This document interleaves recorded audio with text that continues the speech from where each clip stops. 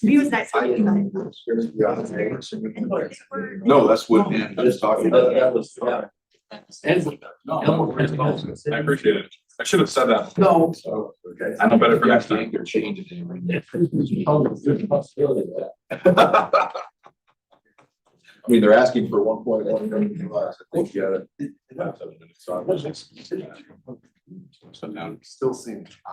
Well, they're okay with that. I mean, this is, you know, moving those projects a little bit farther. They are working on it, trying to figure out what kind of adjustment. Yeah, well, it's not something they haven't found one that they like. But what they really need is a Utah. That's not our mission. Yeah. Because it's a taxing district. Legislature will say, yes. Well, so you, what did Brian want? They want to. How you doing today? I'm okay. How are you? Get up in the mountains. Right. Now I haven't seen, you know, I go down. Well, yeah. It's set up, it's not really assessment, it's tax. That's we got in housing.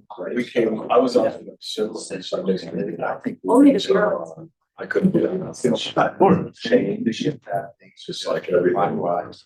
Well, no, the rivers came up higher. The rivers came up pretty good for the words. When I. We're gonna need some rain in June. We'll get to. Nice weather out here. Don't harm anybody. That's. You better. And I understand. Goodness. Okay. Oh.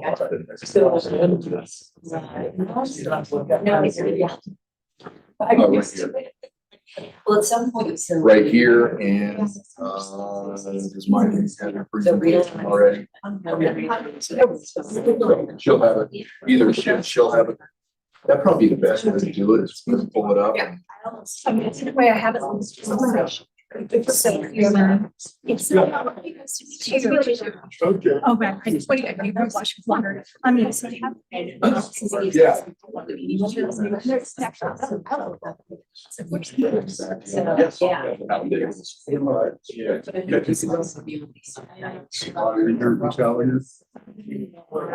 My mind. Yes. Yeah, oh man, it was so cool. Yeah. So I have a COVID. Nobody get jealous or- So you're ready to just put it up. Let's go. If not, I can do it. I'll say something. Don't worry. No, please don't worry. Bill and Haley this weekend, they came back. Lie down. No, I don't. Did you drive? What happened? Thanks for. Yeah, I know. Helps me understand a little. Right.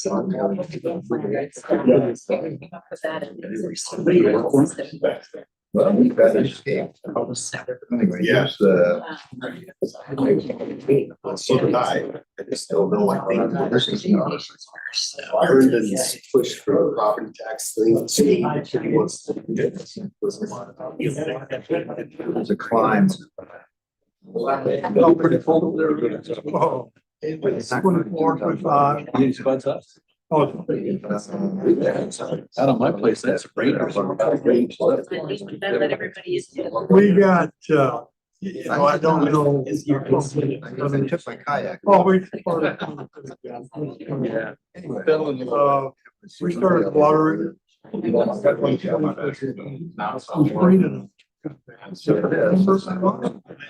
We sprayed, I sprayed spring barley. We started some on a few days. I've never done that. It's so far. I think legislature. So What drugs were That we? house was occupied. she's on Montjaro. Which Montjaro? Montjaro is called. Plenty of wine. Been working on. My sister. I'm trying to house her free. She was Montjaro and she was on, they put her on Ozempic, but she got along better with the There's no Montjaro. way they can. And they say with the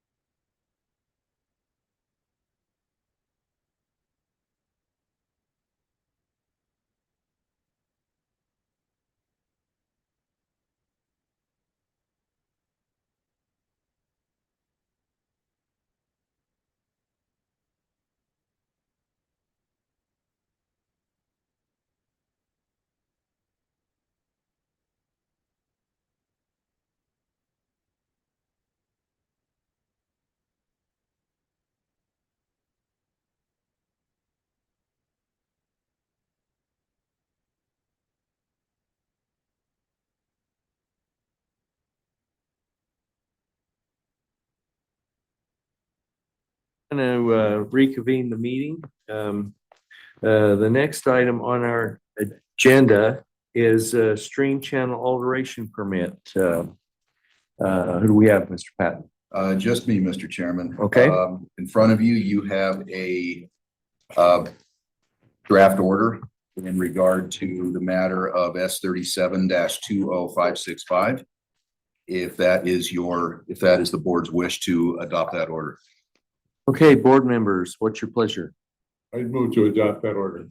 Okay, I have a motion. Second. Okay, it's been moved and seconded. I think we'll have a roll call vote on this. If we could, Mylene. Absolutely. Mr. Barker, Aye. Ms. Cole-Hansen, Aye. Mr. Gibbs, Aye. Mr. McMahon, Aye. Mr. Olmstead, Aye. Mr. Stevenson, Aye. Mr. Van Stone, Aye. Chairman Raybould. Aye. Okay, motion carries. The order is adopted. Okay, next up is the approval of the agenda and approval of minutes for meeting 5-26. Are there any changes to the agenda? Mr. Chairman, I've been informed that the presenter for item number 7A, Idaho Soil and Water Conservation Commission, is not available today due to some emergencies. Okay, So we'll punt on that presentation and take that up at a later date. But we will proceed with item 7B. okay. All right, board members, any other additions or changes to the agenda? Okay, we have before us the draft minutes of meeting 5-26. Did anybody peruse those and would like to make a motion to approve, or are there any changes? I guess, first of all, are there any changes that we need to, or corrections that we need to make? Brian? Chairman, I talked to Mylene, the date said that we would approve it tomorrow, but you changed that already, Mylene. Okay, I was actually studying hard. okay, all right. Like I said last time, Mylene just puts one of those things in every now and then just to just to check on us and make sure that we're doing our due diligence. So do I have a motion then, Mr. Olmstead? Yes, a motion to change the date that we approved those minutes to the, no? With the date change correction, a motion to approve the Approve minutes. with that date change correction. To Okay. the 21st instead of the 22nd. Okay, Change to the agenda. yeah, and the change to the agenda. Okay, I'll second that motion. okay, it's been moved and seconded. All in favor, say aye. Aye. Any opposed? Motion carries. Okay, the next item is public comment. Brian Murdoch signed up for public comment. If you'd like to come up, Brian.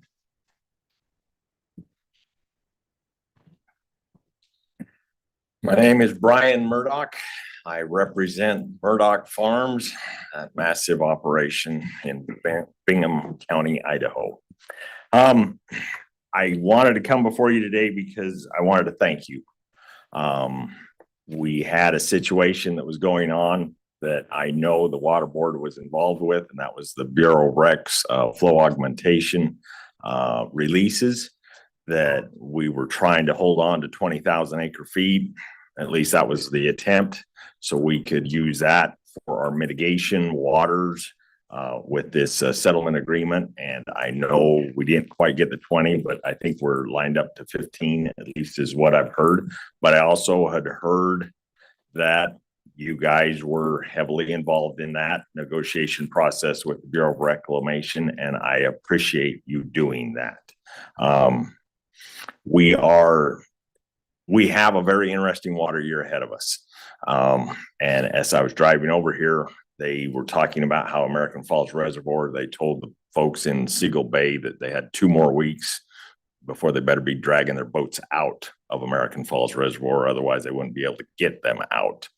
And so this is probably in everything that I helped cause a little bit of a public outcry over. I know that there was a lot of outcry over the situation of the reservoirs and the recreation opportunities that everybody in the public's not very happy about, I guess. So I'm grateful for what you guys have done there. Probably my next question that I came to ask today was the status of the basin study. Was that, I thought we were supposed to be told here in April that we were ready for the next step, but I have not been told anything. We're working our way through that reclamation. I think that decision's made in Washington DC. And we haven't heard. And we have not got a response to our request, but we'll know when we know. Okay, so that status is still ongoing. All right, lastly, the only reason why I'm talking about that is I don't know how many of you guys have noticed this. This is called the Colorado River Abundance Study or Abundance Act. This is something that's been lined up and I've been very interested in it. It's a $40 billion attempt to save the Colorado River, which they're talking about desalination plants and using that water to go into Mexico to fulfill the US's needs or commitment to Mexico. I guess my point with this is there's obviously with this crisis of this drought in the West, there's a lot of projects going. And if we can somehow push and take advantage of this crisis, as there was that old saying, never let a good crisis go to waste. We are in a massive crisis. So this would be a great time to be pushing the Bureau of Rec as hard as we can forward to get these studies done to where we can get something done. One of my most frustrating things in farming was when I'd go to harvest this year's crop and I would realize that I didn't fix anything or enough stuff from the last year's harvest. And so I get into the middle of harvest and go, well, you did it yourself, you stupid idiot, because you didn't get everything fixed. Well, Idaho needs to start fixing a few things. And the quicker we can get our, addressing some of these storage issues and get a little more water available, I think would be smart. But anyway, like I said, I came here to say thank you for your help. Let's keep pushing on the basin study. Thank you. Any questions? Any questions? Brian? Mr. Chairman, Brian, so the 15,000 then, will that go to some of the recharge sites that we participate in or? This will be simply the last I had heard, we had around 50 lined up for sure. Well, just to clarify, I think we're going to get the better part of 25. That's what I'd hoped, but. Okay, we're going to get the better part of 25. We're going to work with the groundwater districts to make sure they have enough to meet their 75,000 acre foot mitigation obligation. There's 2 or 3 other things that we might need some of that water for. We're working through all that now. There's some things in play, but Reclamation agreed that if they were able to rent 75,000 acre feet from the Payette to Flowog, which they've been assured by the Payette, as I understand it, that they will get that volume, that they would agree to exchange up to 25,000 acre feet of additional Payette water for Flowog with Palisades Powerhead. And we're working through all the details on that with Reclamation and hope to have that done very, very soon. Mr. Chairman, just one other quick question, and you guys are probably a lot better keyed into this. How much water did get spilled in this last 2-week period or whatever? I was estimating, I thought that they were talking about 75,000. They were talking 90 originally. Well, the 90 was contingent on getting some additional water elsewhere, which didn't materialize. So it was always they were going to try and hold it to 90, but if they couldn't get the other water from other sources, then they would have taken however much additional Palisades Powerhead they need to hit the 427. So the way it's worked out, that makes the target amount of Palisades Powerhead 100,000, of which they are releasing 75 and probably pretty much have released that 75 by now. Yes. And that leaves 25 for an exchange to occur. My understanding, believe it or not, I am old enough, and I know I'm still younger than most of you here. I was sitting in that Nez Perce hearing. That was one of my first earliest things. And I know that they had discussed that we would not be able to fulfill that obligation for Flowog every year due to droughts and stuff. In fact, there was talk about 70% of the time was the best we could ever guarantee that there would be water available for Flowog. And then I knew that broke down into a series of discussions of whether that meant that 3 years we could miss as long as we hit the other 7 years full, or whether it would only be 70% of the water that was supplied. But I know the intent of that Nez Perce agreement was that we would have a little wiggle room. And I'm feeling like this year of all years would have been the year to exploit any wiggle room we could have. So I know you guys are working on that, but I just wanted to say thank you and appreciate the work that the board's doing. Okay, all right, thank you, Mr. Thank you. Murdoch. Okay, did we miss anyone from the public? I'd like to acknowledge Eric Olson is here with the Soil and Water Conservation Commission. I didn't mean to drag you up here to the That's okay. podium, but Thank you, Mr. I Chairman. wanted to make sure that everyone was aware that you were attending today. Yeah, I'm the chairman of the Soil and Water Conservation Commission. I'm working with Matt to get this merger completed. We're trying to get through all the details on where we go from here now that the legislation is passed. So I'm a fourth generation producer from Boundary County. We're up north. Water issues for us are the total opposite from what you guys have to deal with. And I wish that we can help you out in ways sometimes, but I've been on the commission for I think about 8 years now. And I've been on the soil conservation board up there for 14, I believe. And it was an eye opener for me to get involved with this and then really get into the water side of things down in Southern Idaho and seeing what you guys have to deal with. And I have a way better understanding. I have a lot of teaching to do for you guys to understand what a drainage district is versus an irrigation district. But yeah, I'm happy that you guys have had me here today, and I'm interested to learn what you have to say. So, Okay, thanks for attending. Does anybody have any questions or comments? More than happy to work with you to set up a bucket today. we could do that. We could do that. Okay, All the water you have. I was a part of getting the adjudication for the Kootenai Basin rolling with Jim Woodward and Mark's daughter. So, yeah, it's important. It's very important. no, So, it is very important. Even if we could get a bucket brigade to Moscow, that'd be there something. you go. Brian, no. Yeah, Mr. Chairman and Eric, so we won't be getting presented this programs by the commission today. No, Anyway, George. I looked through the PowerPoint on my materials, and it's very, very nice PowerPoint. Well done, important work. Yeah, George did a bang up job. So, and Matt's been instrumental. So, And Mr. Chairman, we'll hope Yeah. to give that presentation at an upcoming board. Sure, meeting. we'd be glad to have you here and review that with you. right. Okay, all right, thank you. Okay, Mr. Patton, financial report, is that Neely? Yes, Mr. Chairman. Morning, Mr. Chairman, members of the board. Just going to share my screen.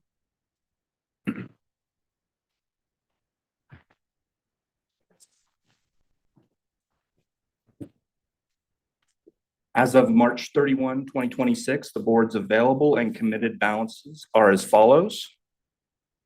In the secondary aquifer fund, you have a cash balance of roughly 41.7 million, a committed balance of roughly 23 million, and an uncommitted balance of approximately 18.7 million. In the revolving development account, you have a cash balance of roughly 35.6 million, a committed balance of roughly 25.2 million, and an uncommitted balance of roughly 10.4 million, with a loan principal outstanding of 26 million roughly. Then in the water management account, you have a cash balance of a little over 331 million, a total committed funds of 335,685,000, and an uncommitted funds of roughly negative 4.5 million. And in the ARPA appropriations, you can see here that you have be receiving the full 250 million of ARPA, and that to date, total of that 250 million has been obligated, with 161 million expended and a remaining 88.9 million, a committed balance of 88.9 million. And with that, I would stand for any questions. Okay, board members, any questions for Neely on the financial report? Chairman, ARPA funds nearly have to be released by the end of the year.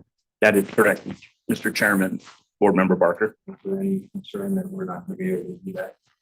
I do not believe so. I think we're on track to expend all those funds. Okay, all right, Cynthia said yes. So for the record. Okay, all right, that will do with that.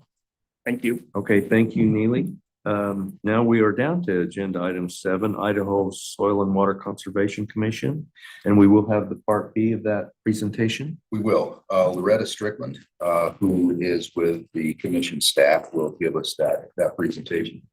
Welcome. Thanks. Is there a clicker? That should be it.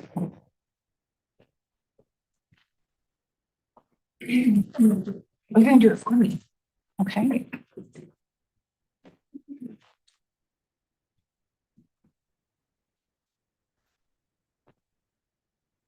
Okay. Thank you. Yes, my name is Loretta Strickland. I'm the Ag Program Manager with the Commission. I've been with the Commission since 2011. And I appreciate your time on the agenda today to share information with you about the Commission's program, Water Quality Program for Agriculture. And that's a lot to say, so we're just going to call it WAQPA from here on out. WAQPA was established by the legislature in 2000. Prior to WAQPA was a program called SAQWIP, which was the State Agricultural Water Quality Program. And it implemented projects from 1981 up until 2000 when WAQPA took its place. So WAQPA works to conserve and enhance Idaho's water resources by providing financial incentives for conservation, agricultural, and grazing conservation improvements. So it is primarily implemented through the 50 soil and water conservation districts. And I'm sorry you missed George's presentation. He had some great information on the history of the districts and the great work that they do. But this program is implemented through them, and then in turn, they turn around and contract with landowners in their areas to implement the on-the-ground conservation. During that time, WAQPA had an annual appropriation of roughly $1 million. But unfortunately, it fell victim to the economic downturn and went unfunded from 2012 to 2022.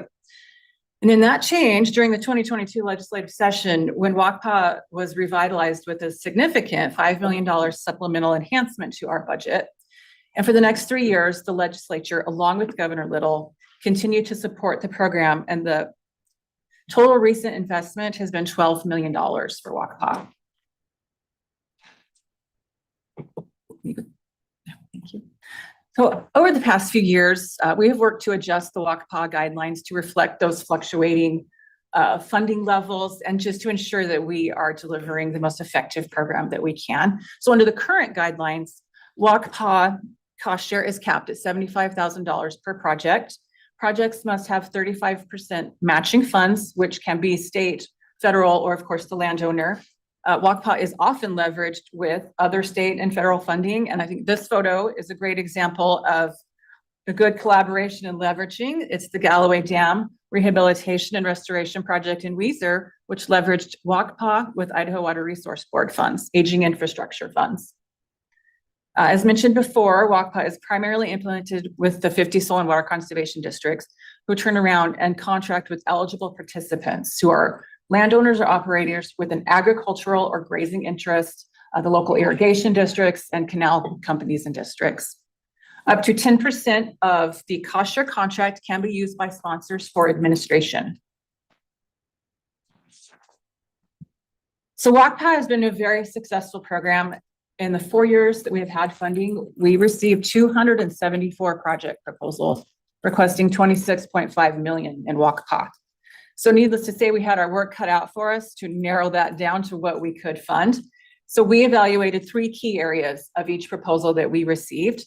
We looked at the project sponsorship and the capacity, and more specifically, what engineering has been done on the project, what engineering needs are still there, can it be completed in the time frame that we are given to spend WAQPA. We also look at the project effectiveness, and we rate the projects on their potential to improve water quality or conserve water. And of course, we rate them on their public benefit. So we also look at the funding requests and the partners, and we want to make sure that the budget is reasonable for the projected benefits. So of those 274 projects submitted, we were able to fund 134. And at the time of this presentation, 121 were complete, and I'm proud to say I'm up to 128 now. So we only have 6 more to go. And I think it is worth noting that in the 4 years of WACPA, every conservation district in the state of Idaho submitted a project proposal. And I think that really speaks to the program's versatility and our statewide relevance. So in total, we have approved projects with 47 of the 50 conservation districts. And as mentioned earlier, WACPA really benefits from strong partner support and when we're able to leverage funds. So the partners that we have worked with include DEQ, NRCS, USDA NRCS, the Idaho Water Resource Board, local irrigation and drainage districts, and of course, landowners. So working with the partners and landowners, we have achieved 32 million in conservation investments with our 12 million. And I'm excited to wrap up all the projects so I can calculate that return on investment because I think it's going to be pretty. So to give you a clearer picture of the types of projects that WACPA has funded over the last 4 years, I've taken our projects and grouped them into 6 categories, and I'll go through those in the next few slides. We have invested $3.83 million in irrigation infrastructure. So these projects include automating head gates, lining or piping canals, laterals, ditches, and completing dam upgrades such as the Galloway. Another successful collaboration project with the Idaho Water Resource Board was the Sunnydale Irrigation Project in Madison County, where 2 newly automated head gates now adjust those flow rates multiple times per day without lag and results in significant water savings for their system. The second photo is the Salmon River Canal Company 1723 pipeline near Hollister, where WACPA funds helped to modernize their delivery system by helping them install 13,000 feet of pipeline. So helping them towards their long-term goal of a fully pressurized system to eliminate the seepage and evaporation and reduce energy demands. We've invested $4.2 million in on-field, on-farm improvements with the landowners.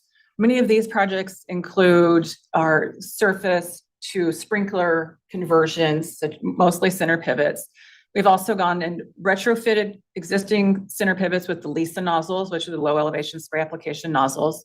We've had drip irrigation and then just also improved water delivery on the farm. A great project we work with was an irrigation water management project in the Gooding Soil and Water Conservation District. So that district worked with 16 different landowners and deployed 70 soil moisture sensors across 2,800 acres. So that provided those farmers with that real-time soil moisture data. And I really appreciated the outreach and education component of that project along with the water efficiency.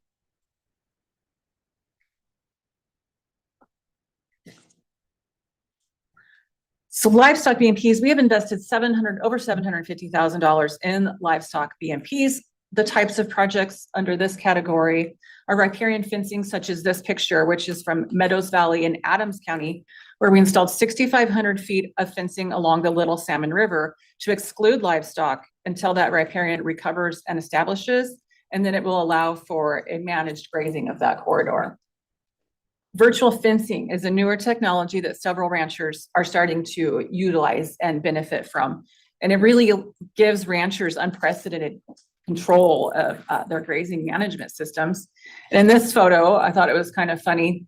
The rancher is testing the collars during winter feeding time. So he's only allowing those cows to eat certain rows of hay. So I thought it was it was a good training exercise. And so this summer, those collars are going to be reprogrammed to protect the sensitive areas, riparian areas of Siemens Creek in Blaine County. And so other types of livestock BMPs that we have worked with are offsite stockwater developments and concrete feeding pads in North Idaho.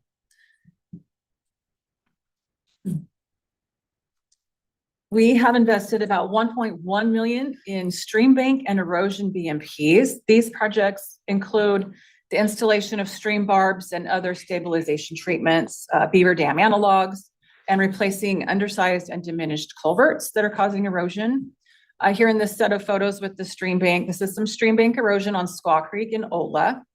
Rock riprap was placed with willow cuttings incorporated. And as you can see, 1 year later, those willow cuttings are doing very well. And I think it survived 2 pretty good flood events. So it's holding up fantastic. We also, like I said, work to fund critical culvert replacements, and they're the ones that are causing current erosion, and their failure will cause even more catastrophic erosion.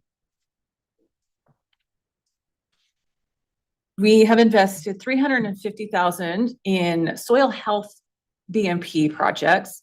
These projects include the use of biostimulants to stimulate the beneficial microbes in plant growth and reduce the need for synthetic fertilizers. So these practices work to build soil health, which will reduce the amount of sediment leaving the field, which directly impacts water quality. Another example, one of our districts, the Custer Soil and Water Conservation District, used WACPA funds to help them purchase a no-till drill for the landowners in their area. The no-till practices have not been widely adopted in that area due to the limited availability of equipment. So by Custer being able to purchase for their landowners, it was very impactful for soil health in their area. And last but not least, $973,000 of WACPA funds have been directly invested into our local soil conservation districts through those administration funds. This helps them build capacity to carry out their local programs and priorities. I started my career working with my local soil conservation district in 2004. So I have seen firsthand the depth of knowledge and conservation commitment that these board members bring to those local decision-making. For generations, Idaho's soil conservation district supervisors have been working quietly in the background, promoting natural resource stewardship across the state. And I say generations because the man in the far left-hand corner in the black and white photo was the first president of the Idaho Association of Soil Conservation Districts and my great-grandfather. So makes me fourth generation in my family to work with soil conservation. Every generation in between has either served with Weezer River or the Squaw Creek Soil Conservation Districts.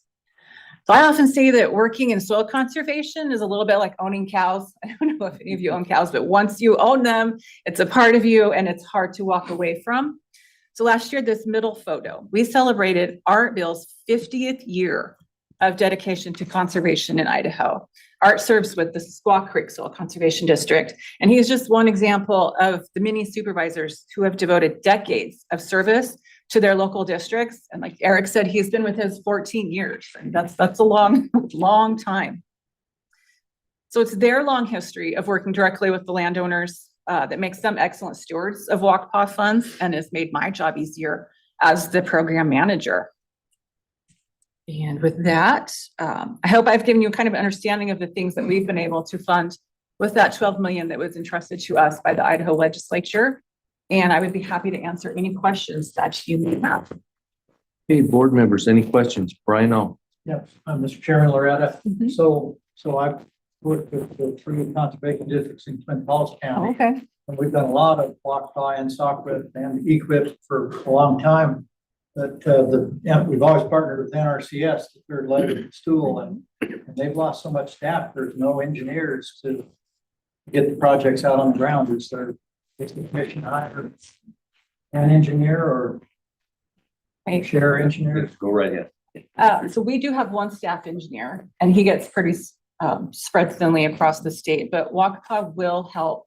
It can be a VNP to pay an engineer. So I know in your area, we did just pay an engineer to help design and certify a project down there. So it's included in the actual project costs. The other question, the virtual fence, I've through DEQ and other things, I've seen a lot of riparian fences built, and some of them have not held up very good. So cost wise, the virtual fence, I assume, is pretty good. And have they worked good in riparian areas? I hear that they have, and I think their costs are coming down. There's ones now that don't need the towers to operate, is what I understand. So I think that's going to reduce the costs of those significantly. It's like there's a project in my area that I'm aware of. I mean, they graze 4,000 acres. And so they're finding it very cost beneficial to use those instead of maintaining fence on 4,000 acres. Yeah, I think I'm excited for that technology. And when you decide you want to graze the riparian area, you turn the signal off. Do the cows go in there? Or does it take them? Yeah, I don't know if maybe they're programming certain areas that they can access, or we have those off-site water developments. Not like a red light, green light, that the cow has to see to go past. Anyway, that's fine. Thanks. Okay, any other questions? Okay, lots of good work out on the ground and glad to have you part of our group now. Okay, thank you. Okay, next up, Bigwood Water Right Accounting Program Yes. update. Heidi Smith, who's with the department's hydrology section, will give the board an update on the development of a water right accounting program for the Big Wood Basin. Okay, good morning, Heidi. Good morning, Mr. Chairman and members of the board. It's good to be here. Okay. Okay. Thank you. Okay, so my name is Heidi Smith and I'm a hydrologist here at IDWR. And we will be focusing on the Bigwood River Water Right Accounting Project update this morning. And I thought I would start by taking a look at this photograph. It is a photo of Silver Creek, and it is at the base of the Bellevue Triangle. Very beautiful out there. Let's see, so I go right. I click it right there. Let's see.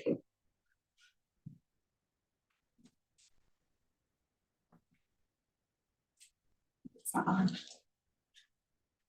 It's arguing with this. Accept it. We'll wing it. Okay. So I thought I'd start off with the water district, taking a peek at the map of the water district. And what we see is the water district. The yellow line is the boundary of this water district. And we have conducted, we've created this accounting program using all of the water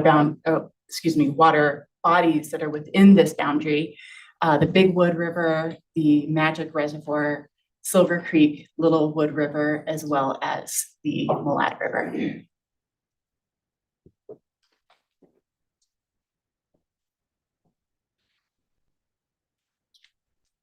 So before we get into the details of our of the program, I thought I would expand out and talk about the accounting programs that we've actually completed already. And those are the Snake River in 1977, the Bear, Boise, Payette, Big Lost River in 93. So it's been about 30 years since we have created an accounting program. And they all use the same fundamental methods to distribute natural flow. So this is the water that rights are allocated to. And then each of these basins are customized based on the unique water situation within each boundary, within each water district. And so for this specific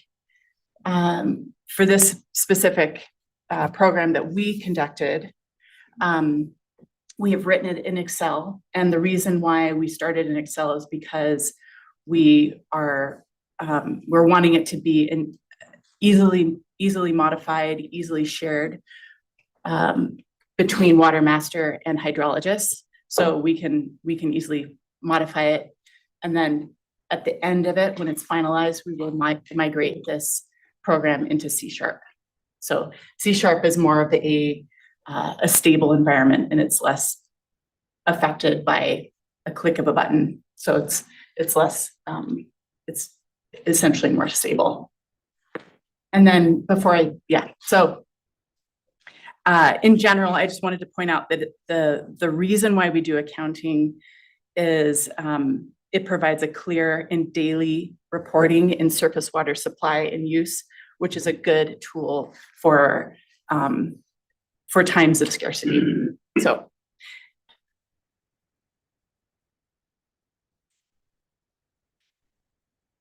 Sorry, it's still late. It's okay. It's a moment to pause. It's not letting me. And I don't know if I mentioned this, that this is helpful for water right accounting is helpful for systems that have reservoirs. So it helps accounting will help to separate the natural flow and the stored flow within the channel. So, yeah.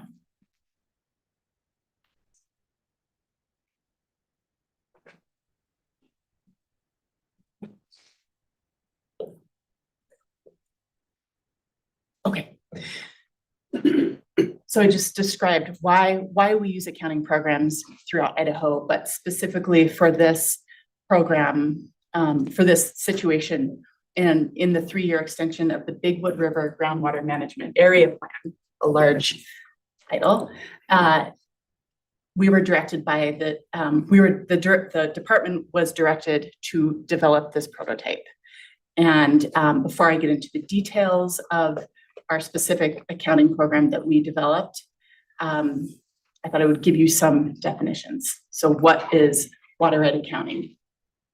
It is a computer program that helps water masters administer water rights by calculating natural flow, allocating this natural flow to the water rights based on their priority dates using the prior appropriation doctrine. And it focuses on irrigation and reservoir rights, but it does not include domestic groundwater and non-consumptive rights. And we always say that accounting is after the fact. So that means that after water has been diverted, we then run the accounting program, and the accounting program separates the use as either natural flow or stored flow.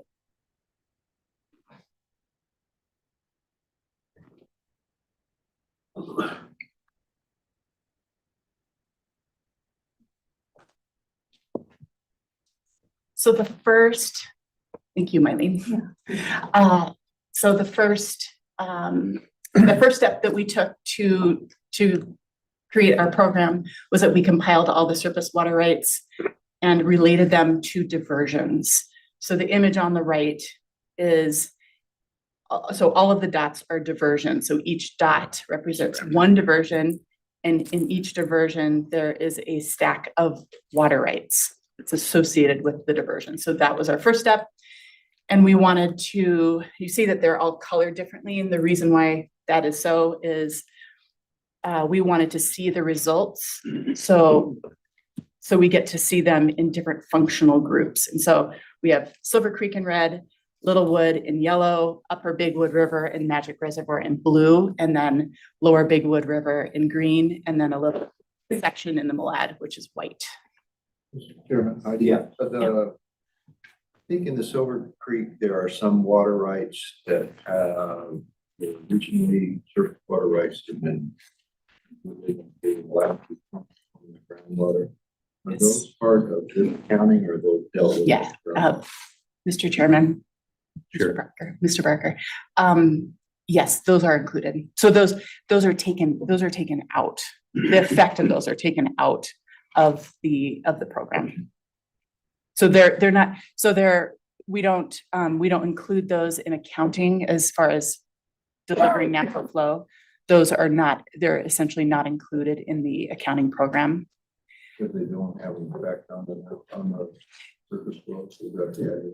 Well, they do, so it does, so when the water is pumped in and then taken out, that does, if we don't add and remove the water at the right time, then it would be in the channel. And so essentially we remove the effect of those before we run the accounting program. Just to further confuse the issue. These rights that were once surface water rights that got converted to groundwater rights, do they pump back into Silver Creek as an exchange, or do they chose to divert groundwater rather than surface water? Correct. Okay. And they somehow or another were able to convert their surface water right into a groundwater right. Back in the old days. Did they have to advance their priority, or did they? You know, they keep their surface priority. But they are. Surface rights are protected. And not groundwater. Okay, and if I heard correctly, you're saying you are not including those in this water rights accounting program, or you are? We are We are, first of all, the first step is we remove the water that has been added from these exchange rights. We remove it from the flow essentially. And so then the accounting program does not include those rights. Okay, does that? Yeah. Make sense to you? And Jeff, I believe that those are curtailed based on their surface water right, which in some cases is not the most senior surface water right. So for instance, this year, I suspect most of those are already off those conversions. Because if you had a real good senior right, you didn't usually want to, you didn't have the need. I mean, it meant you were right on Silver Creek. That's the way I see it anyway up there is. Okay, all right. Thank you. I'm sorry to disrupt you. Well, that's okay. Okay, thanks. Having some technical difficulties anyway. Yeah, what, okay. It's just nice to. That's okay. I do have a flash drive that helps. Should we try it? No, I think we're good. Okay. The presentation has technical difficulties as well as does the water administration in Woodward Valley. Okay. Yeah. I imagine it would be good to eventually step through Something, whatever. the steps more. Okay, is this the slide you want to be on or where we need This to is be? perfect, yes. Thank you, Okay. Mr. Chairman. Okay, so the second step after we related our rights with the diversions is that we define the reaches within the entire system. So the image to the right is the entire water district. And then the image on the left is just a zoomed in section of that red box.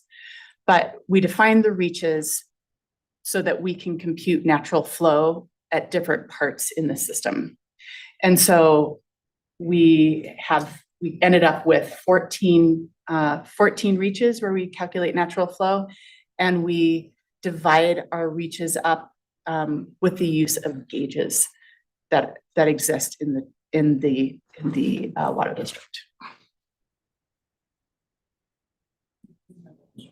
Yeah, Dean. I have a question. So you don't have, any of this accounting doesn't take in anything into consideration of the upper Levelwood? Things that come out of Levelwood Reservoir? Correct. Okay. Thank you. Okay.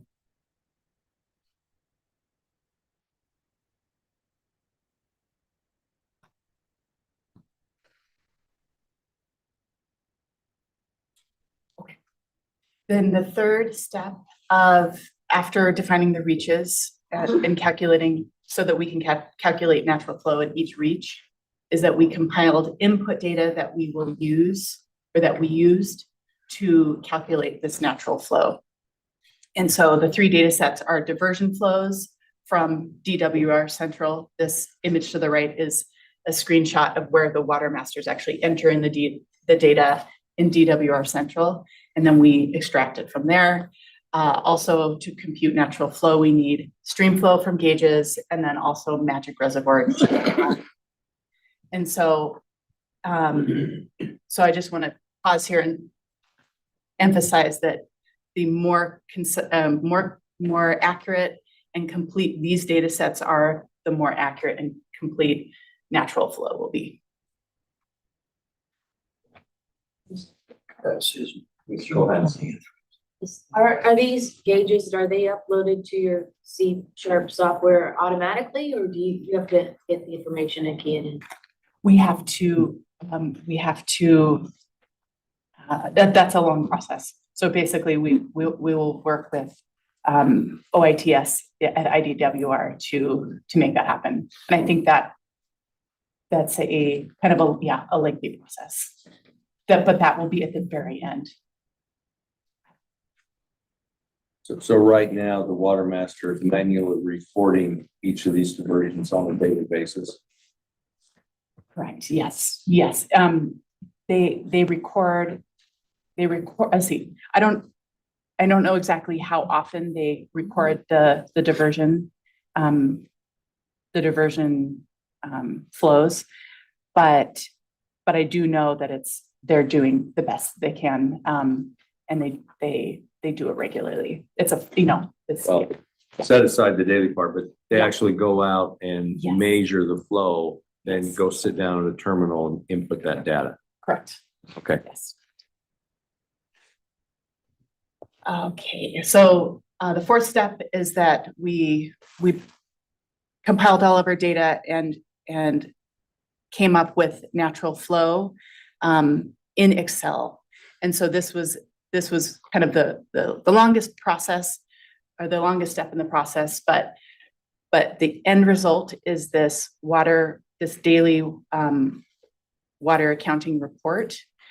And this is a report that is familiar to all water masters and all hydrologists at IDWR that actually deal with this program. And so we decided to stick with the same format. And up at the top is the reach section. So we are calculating natural flow, stored flow, and then also I can remember it. Stored flow, if you go back to one. Yeah. But the upper section is we're calculating natural flow at per reach. And so it the Excel file calculates natural flow, stored flow, and then the last right that receives natural flow. And so that's a summary per reach. And then that lower section is just a kind of a finer scale of these data. So natural flow, stored flow per diversion. Okay.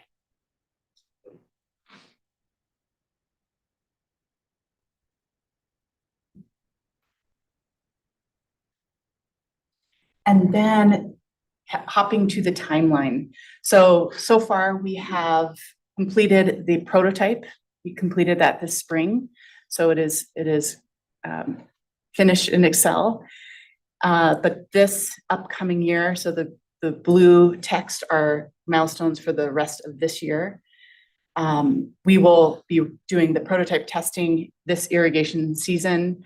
We will review the changes we've made in the fall of 2026, and then we will incorporate enhancements after this review. So those enhancements would include things like including Milner Gooding storage water and understanding which diversions actually utilize this water as part of the exchange condition. And then we will utilize this program next year.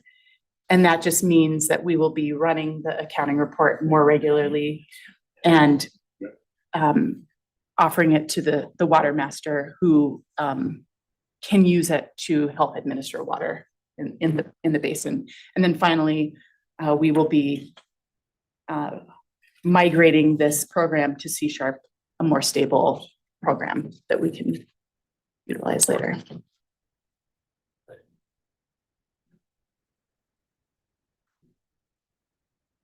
Okay, and that's it. Okay, board members, any questions, any additional thoughts? Sure. Sure. I think this is looks like a great deal, and maybe we'll give some clarity to what goes on in that system. So I think it's Mr. Chairman, Right on. Dean and I have been going to a lot of these big wood meetings, and it's kind of a mad scramble this year because the forecast was a lot better than the reality has been. And so Sonny's been a lot of curtailing already of later rights, which later rights in there are 1890 or even, I think even 1886 might be off now. There has been some snow up high that's holding up a little bit. Silver Creek has not been doing very well. It's an interesting year. Okay, Pat. Right, I just want to thank you for unraveling this bundle of stinks. Pat's been going to him too. I think up there. Yeah, that's my home area. It's been fun. It has felt a little bit like building a castle. So there's so many parts to it. So it's been really fun. So Thank you. Okay, yes, thank you very much. Lots of work, lots of effort, but once it's completed and operational, it will certainly aid in how water rights are administered and I think make it much easier on the water master and those involved. So, okay, Thank you, Mr. Chairman. all right, thank you very much. Mr. Chairman, would just like to follow up, thank Heidi for the presentation. I think one point that she kind of glossed over at the end is that the final product, migrating to C# is very much dependent on support from ITS. As we're currently working with ITS on the database for the monthly diversion for groundwater pumping. And our experience with that has shown is that sometimes we feel like we're not their top priority. Okay, I think there are some issues there that we need to work with the state to resolve.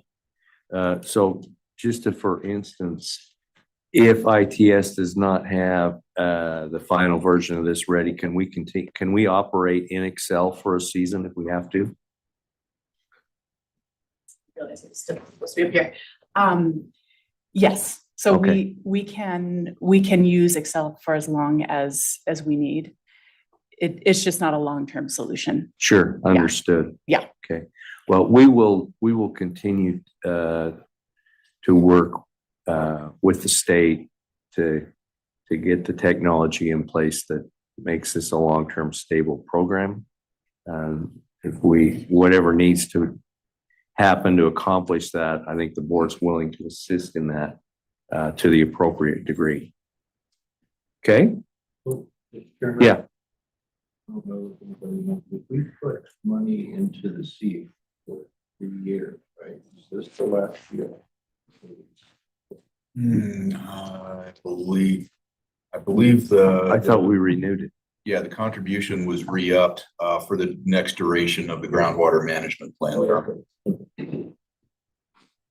Mr. Chairman, the current plan is from 2025 to December 31 of 2027. So we're in the second of the 3-year plan, and I think Heidi alluded to this, but this piece is a central part of the plan. There's a number of action items in the plan that identify bettering our understanding of the system, being able to administer and account for it in a more accurate way to give the water users confidence that when they have to turn off because of elements of the plan, that there's a lot of good science in math backing those decisions. Okay, thank you, Director. Mr. Chair. Yeah. Heidi, is there checks and balances built into your Excel spreadsheet just to make sure that numbers don't accidentally get deleted, changed, or rows added, or? So right now we are in, it's essentially we can freeze the program. So no one can actually change the cells. So Protect them. the only person that can change the program would be the person who's building it. So it can be protected that way. Although it ends up being a really big program. And so, yes, to answer your question, it is protected at this point. So, but we're in constant modification at this point of the program. Yeah. Thank you. Okay, all right. We'll let you go sit down this time and we promise to let you stay there, okay? Thank you. Okay, Mr. Patton, South Fork Snake River Basin Plan. Yes, Mr. Chairman, you have a resolution in front of you. I think Mylene's pulling it up on the screen with a due pass recommendation from the planning committee in this matter. Okay, Mr. Barker, that's your committee. You reviewed this and your committee recommended this resolution to the full board. Do you have any comments? Mr. Chairman, that's correct. The committee reviewed and recommended that we move ahead with this resolution. And the essence of it is that the old South Fork plan was tied to a specific environmental assessment that has been updated, and the goal of this resolution is to say that our South Fork plan for dredge mining in some of the tributaries needs to be in tune with the current resolution. And so we're going to interpret South Fork plan to rely upon the then current environmental assessment of dredge mining, so that we don't have to change the plan every time the environmental assessment is updated. And so the committee unanimously recommended that we recommended to the board that the board approve this resolution. Okay, we have a resolution before us. Any questions? Mr. Chairman, I would move that the board adopt this resolution. Okay, is there a second? Okay, been moved and seconded. Any discussion on the motion? There being none, I think we'll have a roll call vote on this. Mylene, if you could, please. Mr. Barker, Aye. Ms. Cole-Hansen, Aye. Mr. Gibbs, Aye. Mr. McMahon, Aye. Mr. Olmstead, Aye. Mr. Stevenson, Aye. Mr. Van Stone, Aye. Chairman Raybould. Aye. Motion carries. The resolution is adopted. Okay, next up, we have a loan application from the Dalton Water Association. Yes, Mr. Chairman, you also have a resolution in this matter with a due pass recommendation from the Finance Committee. Staff is available to answer any questions, but you have the resolution in front of you. Okay, we have a resolution in front of us. Any comments Mr. Chair? from the Finance Committee? Yes, the Finance Committee did recommend this pass with the due pass, have a due pass recommendation. We vetted it thoroughly in the Finance Committee meeting, and so I would make a motion to pass this resolution. Okay, we have a motion. Is there a second? A second. Been moved and seconded. Any discussion on the motion? There being none, we'll proceed to vote. We could have a roll call vote, please. Mr. Barker.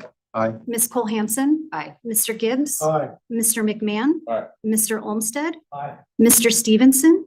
Aye. Mr. Van Stone. Aye. Chairman Raybould. Aye. Motion carries. Okay, next up, we have the ESPA Surface Water Coalition Operational Efficiency Program, Minidoka Irrigation District proposal. Yes, Mr. Chairman. Likewise, you have a resolution in front of you with a due pass recommendation from Finance Committee in this matter as well. Again, staff's available to answer any questions, but the resolution is in front of you if you choose to act on it. Okay, board members, do you have any questions on this resolution or the action proposed? Brian? My only question, Mr. Chairman, is to Joanne, did you get rid of that recipe for your cement cookies? I did. Okay. All right. Chairman. Yeah. Joanne, wasn't there two parts to this original application that we pared down to one part, or is that I'm thinking of something different? Yeah. Okay. Yeah, I believe you're correct. Okay. Okay. Entertain a motion to adopt. Mr. Chairman, I move that we adopt this resolution. Okay, is there a second? Second. Been moved and seconded. Any discussion on the motion? Seeing none, we'll proceed to vote. Mylene, if you could call the roll, please.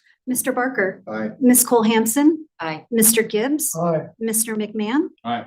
Mr. Olmstead. Mr. Olmstead. Aye. Mr. Stevenson. Aye. Mr. Van Stone. Aye. Chairman Raybould. Aye, motion carries. Okay, next up, we have a regional water sustainability priority list. Yes, Mr. Chairman, moving on to item number A.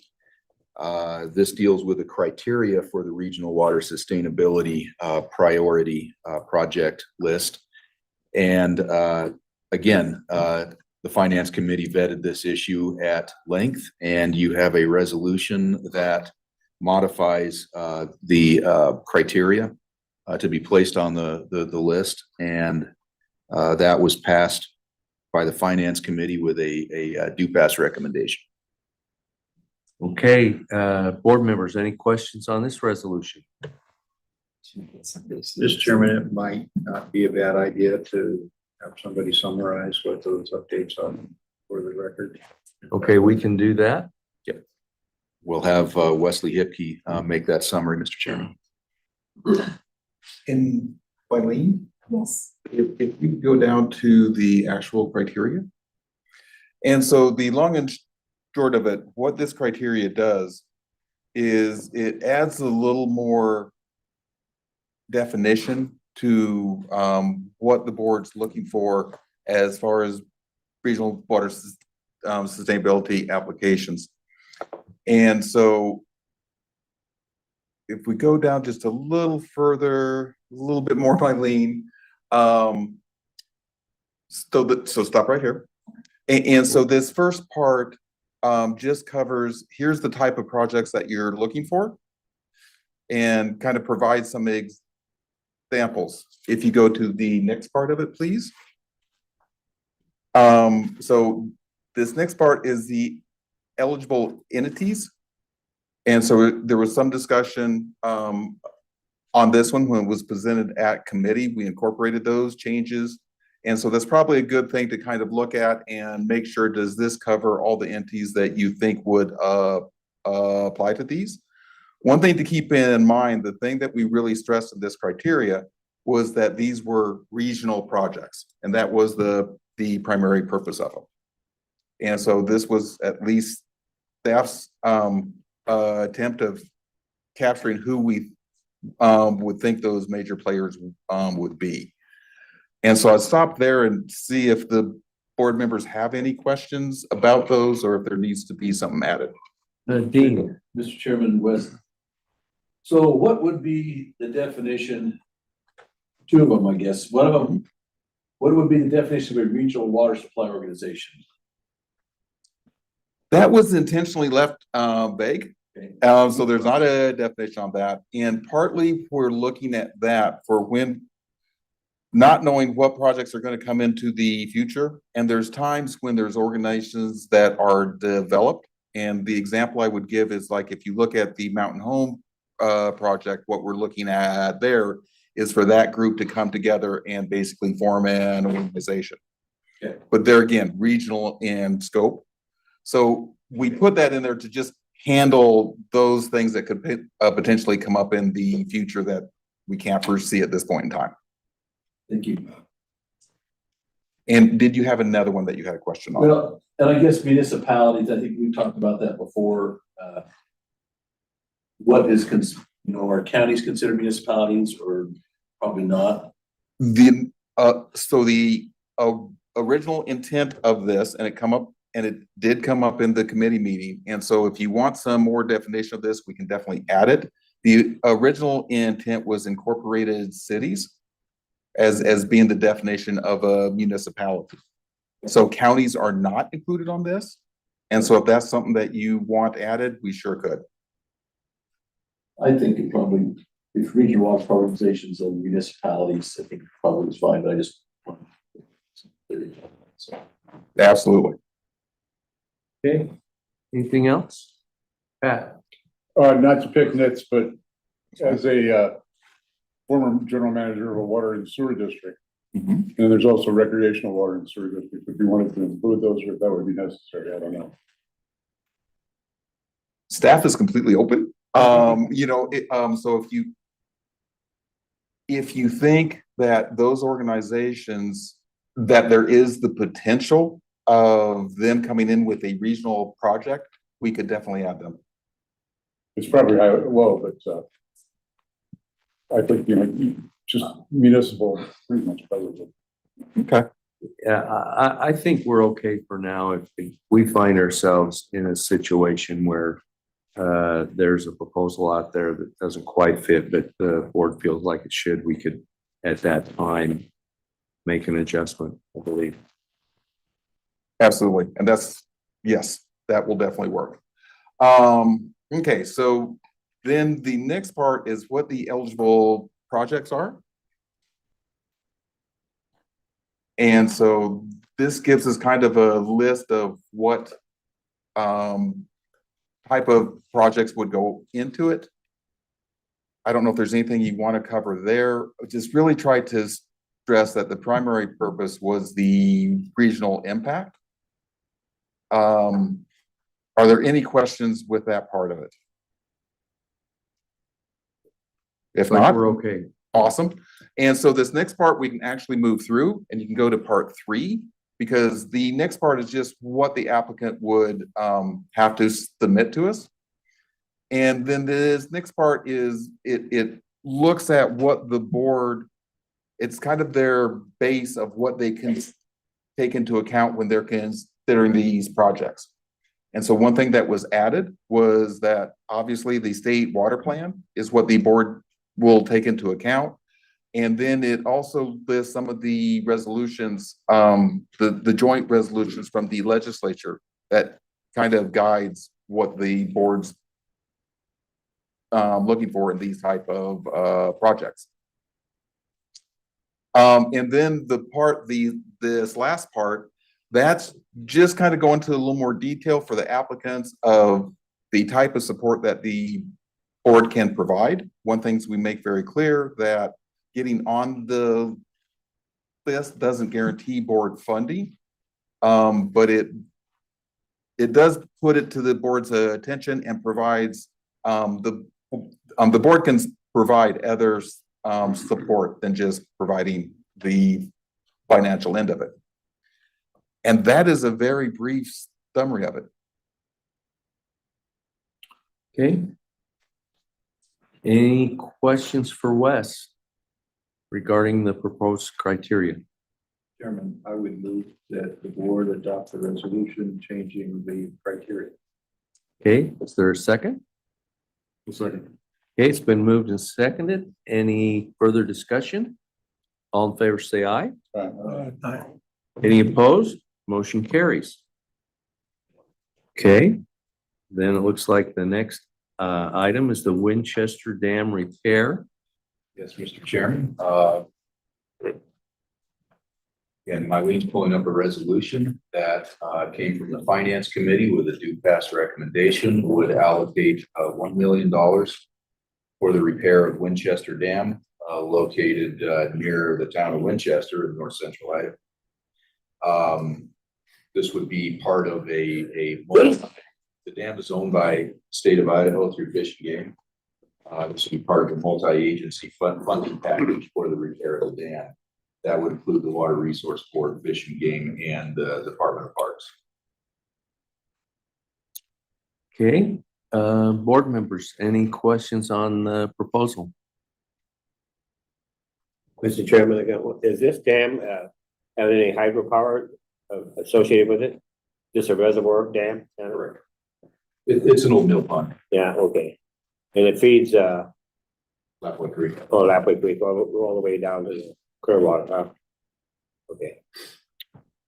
Okay, Mr. Chairman, Brian? just a comment, again, studying last night, I've never seen a more thorough bunch of engineering diagrams for a pretty small dam and spillway. It was really engineered, this repair project.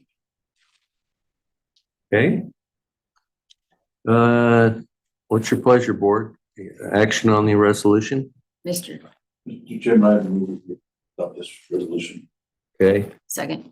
been moved and seconded to adopt the resolution. Any discussion on the motion? If not, we'll proceed to vote. Mylene will need a roll call vote on this.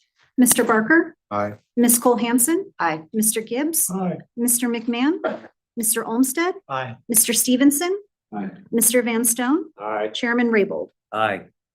Motion carries. Okay, next up, we have the Mountain Home Plateau Aquifer Regional Water Sustainability Project Funding Request. Yes, Mr. Chairman, this request comes from Elmore County to help support some of the projects that they have currently underway, where they're doing the design, engineering, environmental compliance with both their South Fork, Boise River Diversion Project, Snake River Project, and some other items. Again, this was vetted at the Finance Committee, and the resolution comes with a due pass recommendation for about $1.1 million in funding support from the allocation that's been made in the water management accounts. Okay, board members. Doesn't allocate any money to any specific project, correct? Mr. Chairman, there is a list of projects that it does allocate the money to, that's included in their proposal materials. But don't we have to make a decision about how much money to put to what project or not? That was included, actually, I'll ask Mary to address that question. She's knows the answer Thank you. better than I. Thank you, Mr. Chairman. So the projects that we're funding are actually described in the resolution under 1, 2, and 3, beginning on row or line 16. So the South Fork, we would be doing for 507,000. The irrigation district canal system would be the 158,000. And then the pipeline and pump station alternative study from the Snake River would be 1.1 million. And this is, or 435,000. And then the total funding is 1.1 million. For all three proposals. Yes, sir. Okay, does that answer your question? Miss- Brian, So, Mr. Chairman, Mary, sorry. Right. go ahead. So that 507,000 NEPA, that is kind of on top of all the NEPA we've done on Anderson Ranch. This is for the pump station on Anderson Ranch, or is this my way off on that? I believe you're correct. This is what they're at they're above 60%, almost at the 90% design level. And then they'll go into the NEPA. This is for Elmore County's water delivery project, doesn't have anything to do with the Anderson Ranch dam, right? Yeah. No. Okay. But the pump station is right above Anderson Ranch Dam, right? Yes. Yes.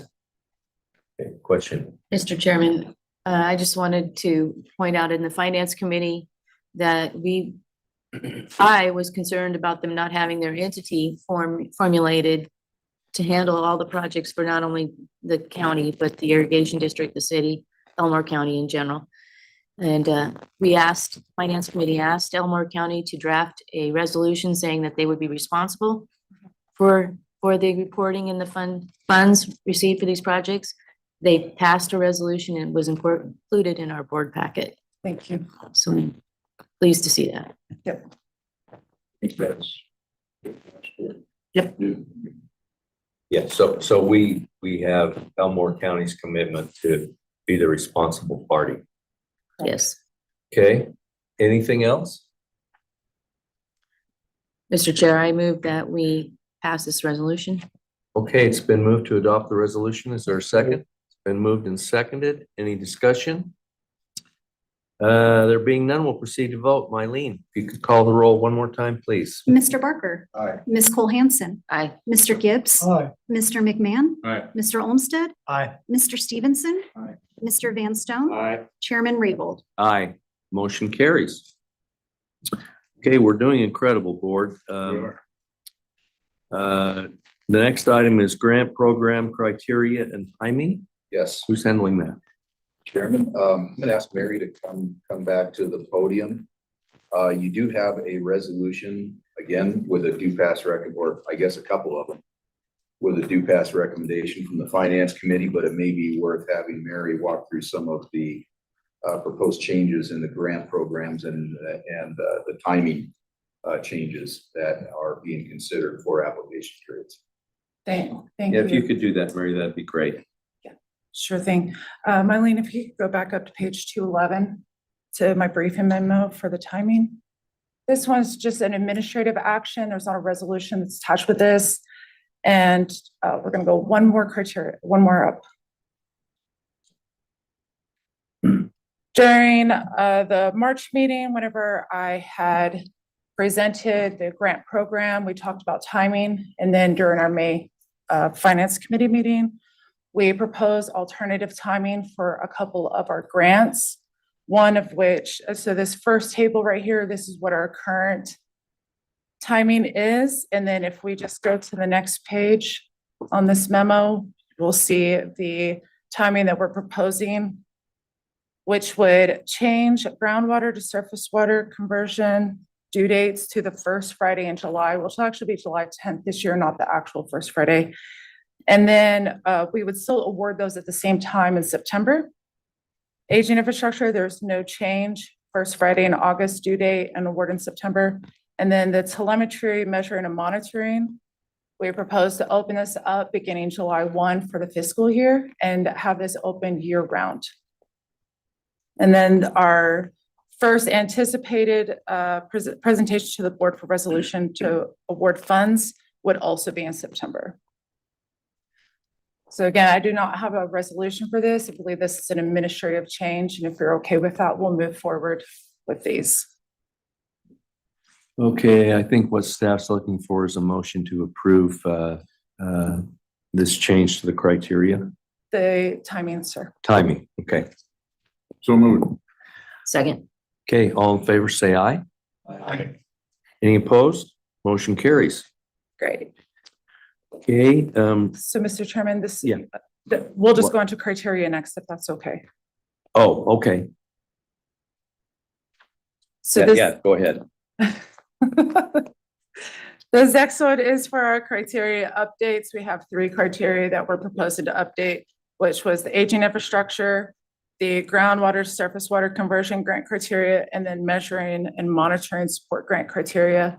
Just briefly, the changes that we are considering is overall formatting all of these the same way so that anytime an applicant looks at one of our criteria, they know exactly where to find the information that they need. And also for us as reviewers, we know what that criteria looks like for scoring and ranking. Secondly, the aging and infrastructure grant criteria, we did have some additional language that has been proposed for projects that expect to reduce incidental recharge and their mitigation requirement for that showing there would be 0 impact. For groundwater surface water conversion grant criteria, the additional criteria that we added is a list of groundwater rights on the proposed converted lands. And then for the measuring and monitoring support grant criteria, the additional criteria that we added was actually to open this up statewide. As we discussed during the finance committee meeting, there's been measurement orders issued around the state, and there is a need outside of the ESPA for folks to be in compliance with these measurement orders, and they really could use the funding. And so we moved forward with proposing opening up measuring and monitoring to the entire state.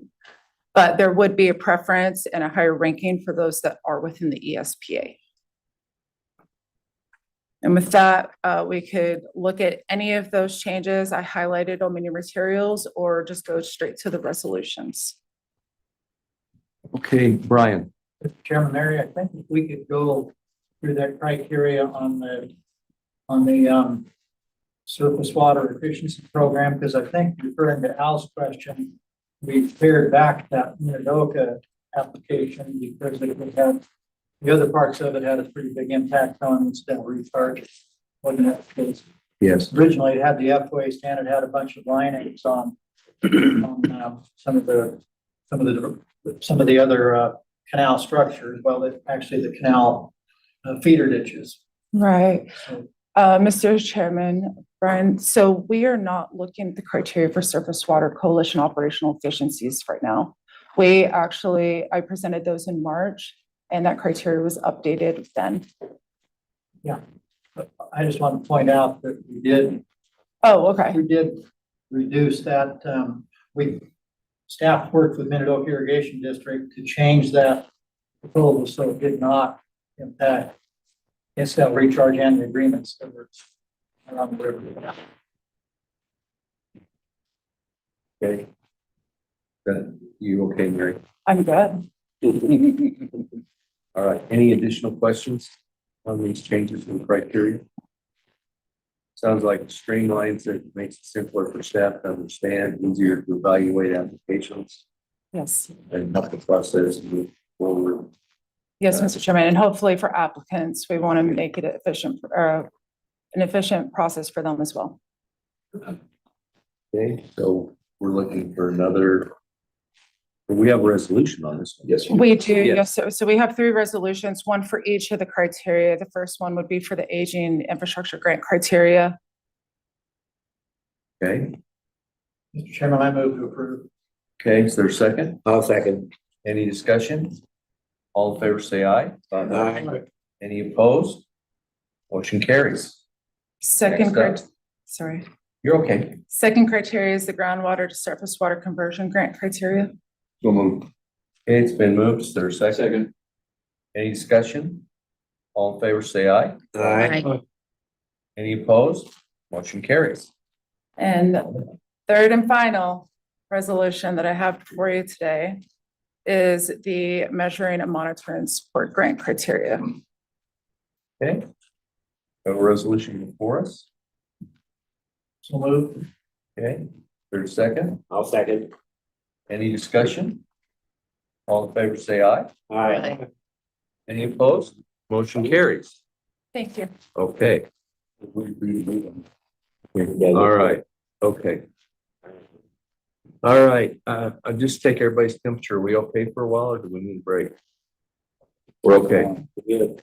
All right, we're rolling. Okay, I'll need one fairly soon, but I'm good for another item or two. okay. It's a 2-page agenda. We'll find something. Maybe at the bottom of the hour, maybe after this. I don't know. We'll see how long this one takes. Fiscal year 27 secondary aquifer planning and management fund budget. Is that going to be Neely? Yes, it is, Mr. Chairman. This is another item that was vetted at the Finance Committee. And you have a resolution in front of you that would adopt the secondary aquifer fund budget for fiscal year 27. But I think it's worth having Neely briefly walk through what that budget looks like. Okay, can you do that for us, Neely? I can do that, Mr. Chairman, members of the board. I'll start off by, I have projected that budget on your screen. This is attachment A to the resolution we'll look at here in a few minutes. Hopefully you can read that.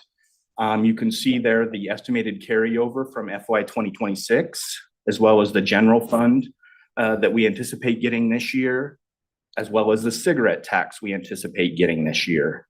And then you can see the recharge conveyance reserve of 3.5 million, and then our estimated interest of 750,000. That's bringing us to a total of 21,713,919. And we'll start off here with the recharge budget that staff is proposing. You can see it's broken into several categories, but overall, the ESPA managed recharge budget is for 12,150,000. And again, I would stand for any questions as I go through this. Moving on to the cloud seeding budget. Again, there's several sections here, but the general takeaway is that the program total is for 5,033,780. Then moving down into the basin specific line items here. For the Treasure Valley, there's several items here. Staff is requesting a total of 620,000 for the Treasure Valley. And in the Raft River, staff is requesting a total of 50,000. In the Portneuf Basin, staff is requesting 150,000. This is to complete that hydrologic study.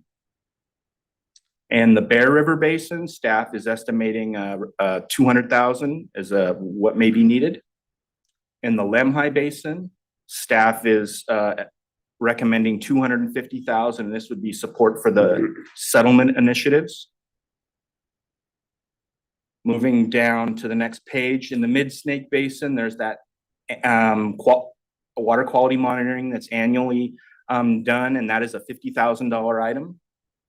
In the Palouse Basin, staff is estimating 100,000 for aquifer monitoring.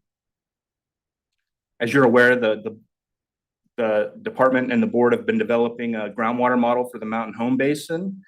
Staff is estimating 250,000 for year 3 of 4 in the development of that model. In the Big Gloss Basin, staff is estimating 130,000 again for that annual monitoring and support of the model. In the Wood River Basin, there's a couple items here. The first is the Conservation Infrastructure and Efficiency Fund. This is the CEF that was developed out of the Big Wood River Groundwater Management Plan.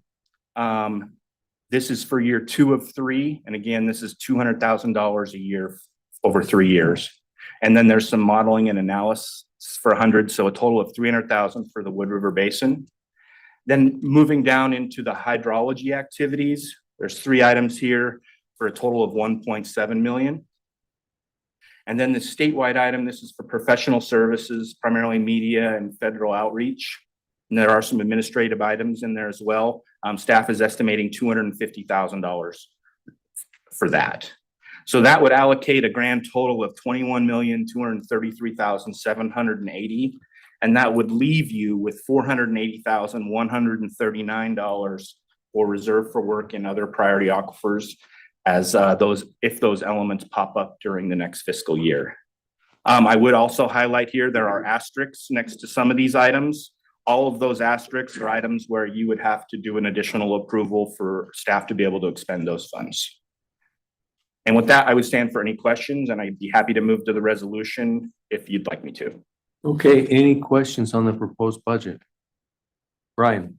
Neely, so did the Big Wood funds include that finishing up that Camas Prairie model, or is that a separate account?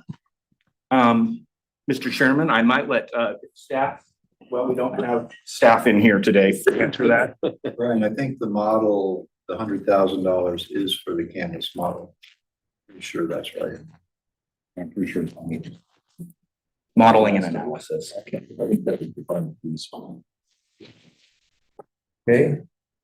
Any other questions? Okay, I think we can move to the resolution. So, not a question, but just for future presentations, and I don't know if it's done in the finance committee or not, but so it's helpful for me to know actual last year versus budgeted for next year in the future. We don't need to go back and do that now, but. Understand. Okay. All right, what do we got for us in the resolution?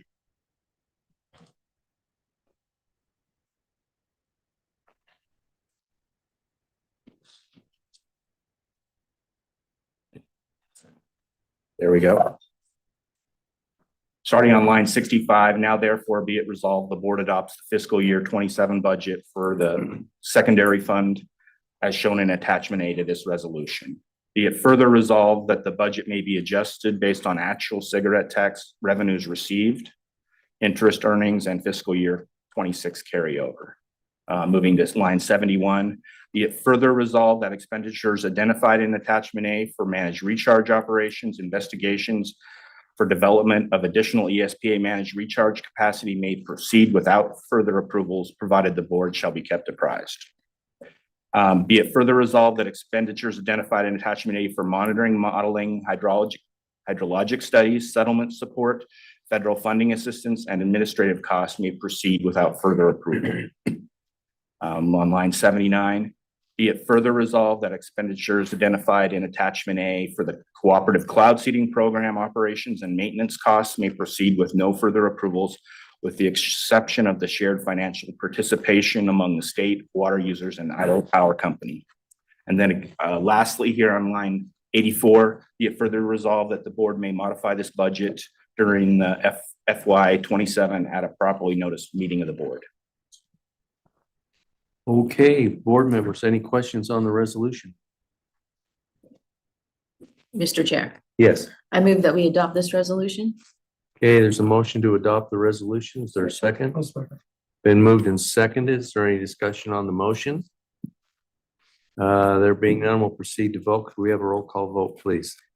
Mr. Barker, Aye. Ms. Cole-Hansen, Aye. Mr. Gibbs, Mr. McMahon, Aye. Mr. Olmstead, Aye. Mr. Stevenson, Aye. Mr. Van Stone, Aye. Chairman Raybould. Aye.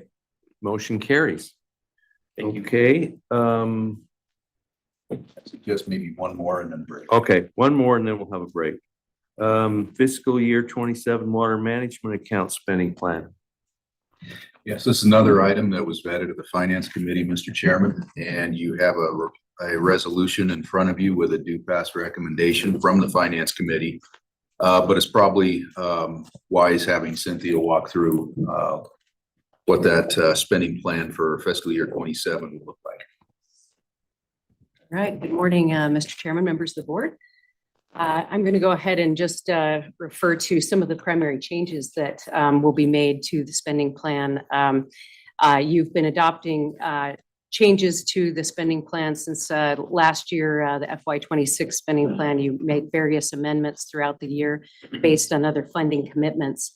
Under this new proposed FY27 spending plan, there will be a few specific updates, and it will incorporate the appropriations from this last legislative session.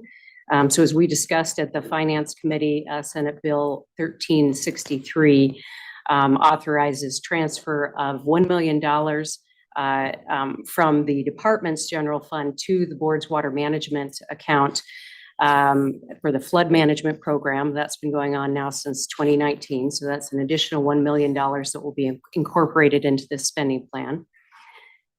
You also will receive an additional $30 million transfer from the department's general fund for water project development. And so the discussion at the Finance Committee was largely surrounded options for allocating those funds going into this next fiscal year. So I'll go ahead and just stop on the table that's in your briefing memo that outlines some of the projects and activities that the Finance Committee discussed allocating funds towards from that $30 million. That includes additional $4 million for aging infrastructure grants, $2 million for Bear River Basin activities and projects. You'll be hearing a little bit more about some of your a report and direction from the legislature to investigate options for allocating available water under the Bear River Compact. We've also got $8 million that would be obligated for additional groundwater to surface water conversion grants or projects in the ESPA. An additional $10 million to be used towards ESPA infrastructure, recharge infrastructure. An additional $1 million that would be obligated for measuring and monitoring grants. But in this case, the Finance Committee discussed making that funding available statewide, whereas in the past year, you've focused your funds in the ESPA. An additional $4 million for Surface Water Coalition Operational Efficiencies Program.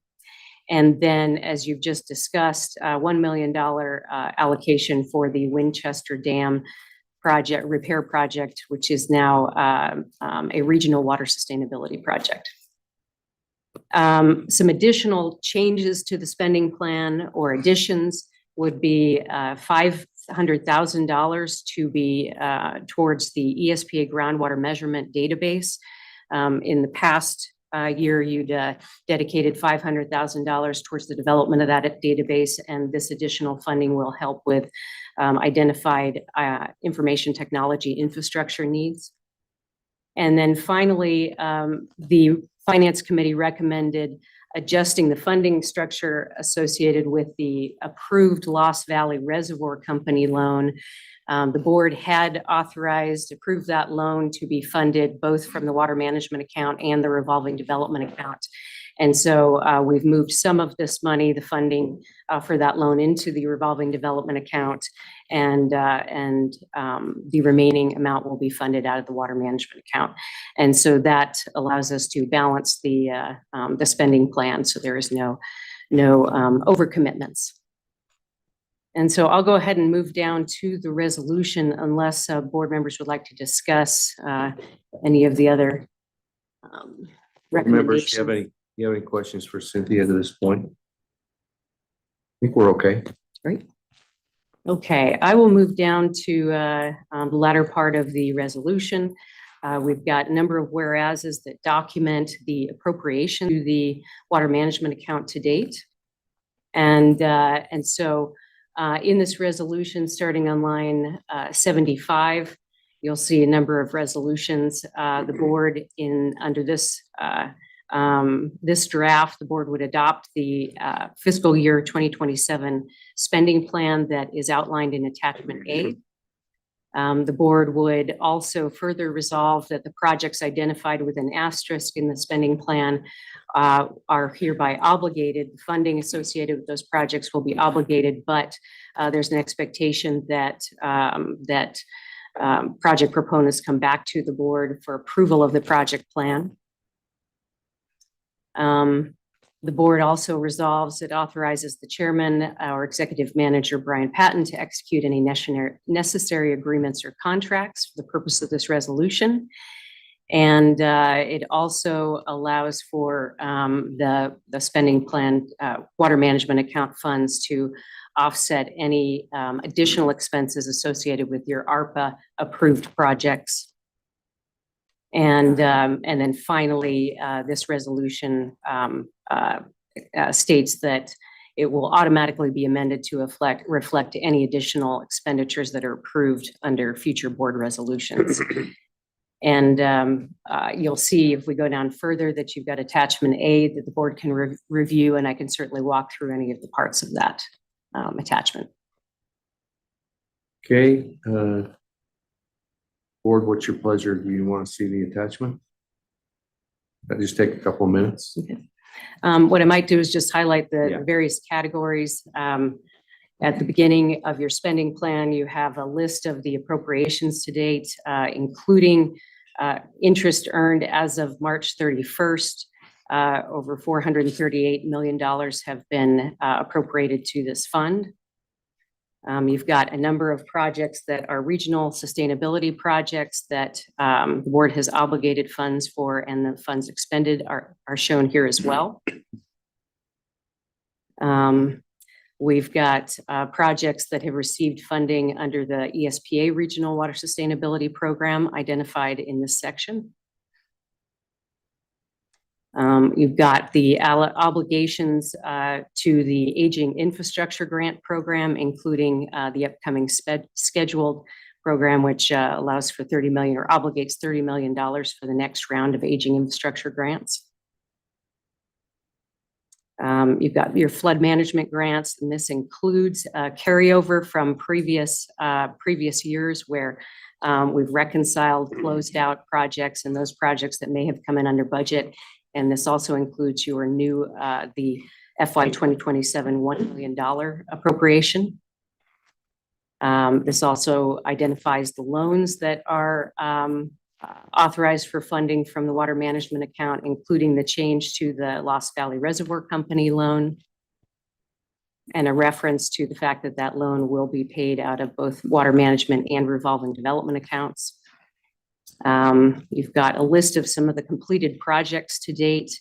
And finally, at the bottom, you'll see that the obligated amounts under this fund are in the amount of in work total is about $420 million. Completed work totals about $19 million. And at this time, the board does not have a remainder available for obligation. Okay, any questions on the account? Okay, I believe we have a resolution before us that Cynthia has explained to us. Is there any additional questions? Is there a motion to adopt? Mr. Chairman, I move that we approve this resolution for the spending plan for 2027. Okay, all right, is there a second? I'll second. It's been moved and seconded. Any discussion on the motion? No, we'll proceed to vote. If we could have a roll call vote, please. Mr. Barker, Aye. Ms. Cole-Hansen, Aye. Mr. Gibbs, Aye. Mr. McMahon, Aye. Mr. Olmstead, Aye. Mr. Stevenson, Aye. Mr. Van Stone, Aye. Chairman Raybould. Aye. Motion carries. Okay, now I think we'll take that break if that'll work for you, Brian. Okay, 5 or 8 minutes, something like that. Yes.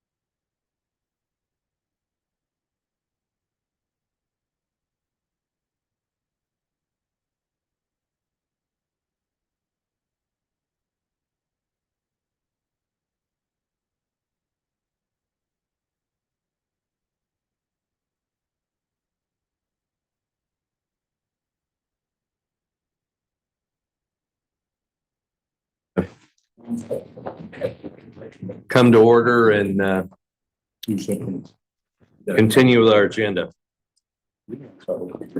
Okay, Mr. Patton, the next item is House Concurrent Resolution number 34, Bear River Legislative Report. Yes, Mr. Chairman, Mike Morrison will walk through where we are at with the draft report to the legislature, talk about some due dates, and then ask you for your okay to submit the report to the legislature on the due date.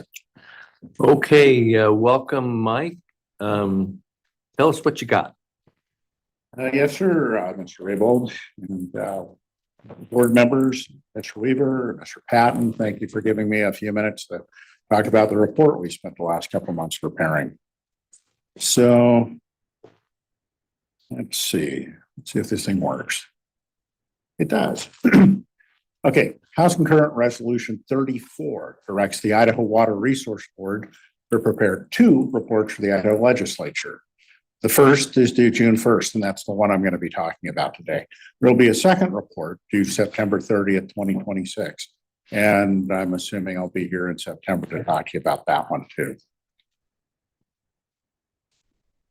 Okay, and the first report shall include the following: a description of current development of the compact allocation waters for Idaho and Utah, frequency and timing of water supplies in the lower division that are available for further development, and preliminary opportunities for further development of Idaho's compact allocation.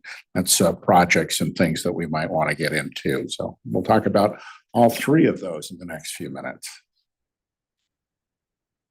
And the second report, when we get to that, we're going to be talking about priorities for projects, and I'm going to probably want some help with that, and an outline of some of the necessary steps for the Idaho Water Resource Board, Idaho Department of Water Resources, and the Idaho legislature. So that will be coming up in the next report. So first item, Idaho compact allocation and depletions. And before getting into this, I'd like to thank Ethan Geisler, who prepared this portion of the report. Very helpful to us. And the Bear River Compact divides the river into 3 different divisions. There's an upper division, and Idaho gets no water from that, so we're not going to talk about it. There's a central division, which we get a little bit of water. We get about, we're allocated 2,000 acre feet, and currently we're using over half of it. And so we've got about 847 acre feet left, but that's pretty small potatoes compared to what we've got in the lower division. Idaho has an allocation of 125,000 acre feet, and we have first dibs on that allocation. So we have first right on that. And of that, we've got about 108,000 remaining. So we've got a lot there that if there is water, we could use it.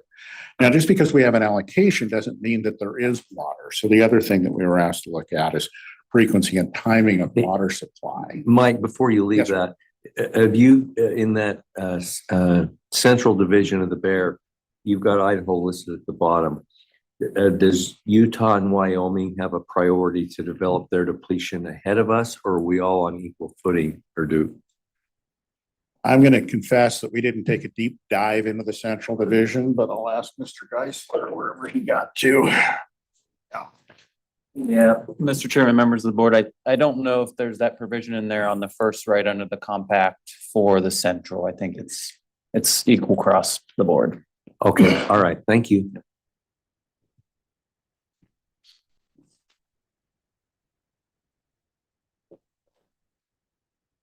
Okay, so the second item that we were asked to look at is frequency and timing of water supply. And this right here is something that Ethan also prepared. This is the water that makes it to the Idaho-Utah state line. So that's all the water that we might be able to get. And as you can see from the bottom line there, the median line, typically we've got about less than 1,000 acre feet a day coming through that. But once in a while, we have these very large events, every few years or so, we have these very large events that we might be able to use some of that water if we had storage for it or some way to use it. Another thing that we've got over here is the number of years that would have filled. We took a look at 1990 through 2023, which happens to be 34 years. And in those 34 years, there were 17 years in which we could have used an additional 25,000 acre feet of storage. Then moving on down to the 100,000, because that's pretty close to our allocation. There were only 7 years. That's about 21% of the time that we could have used 100,000 acre feet of storage, or pretty close to our 108,000 acre feet allocation. So we would not necessarily be able to use that water or have that water available every single year. It's quite variable. So questions about?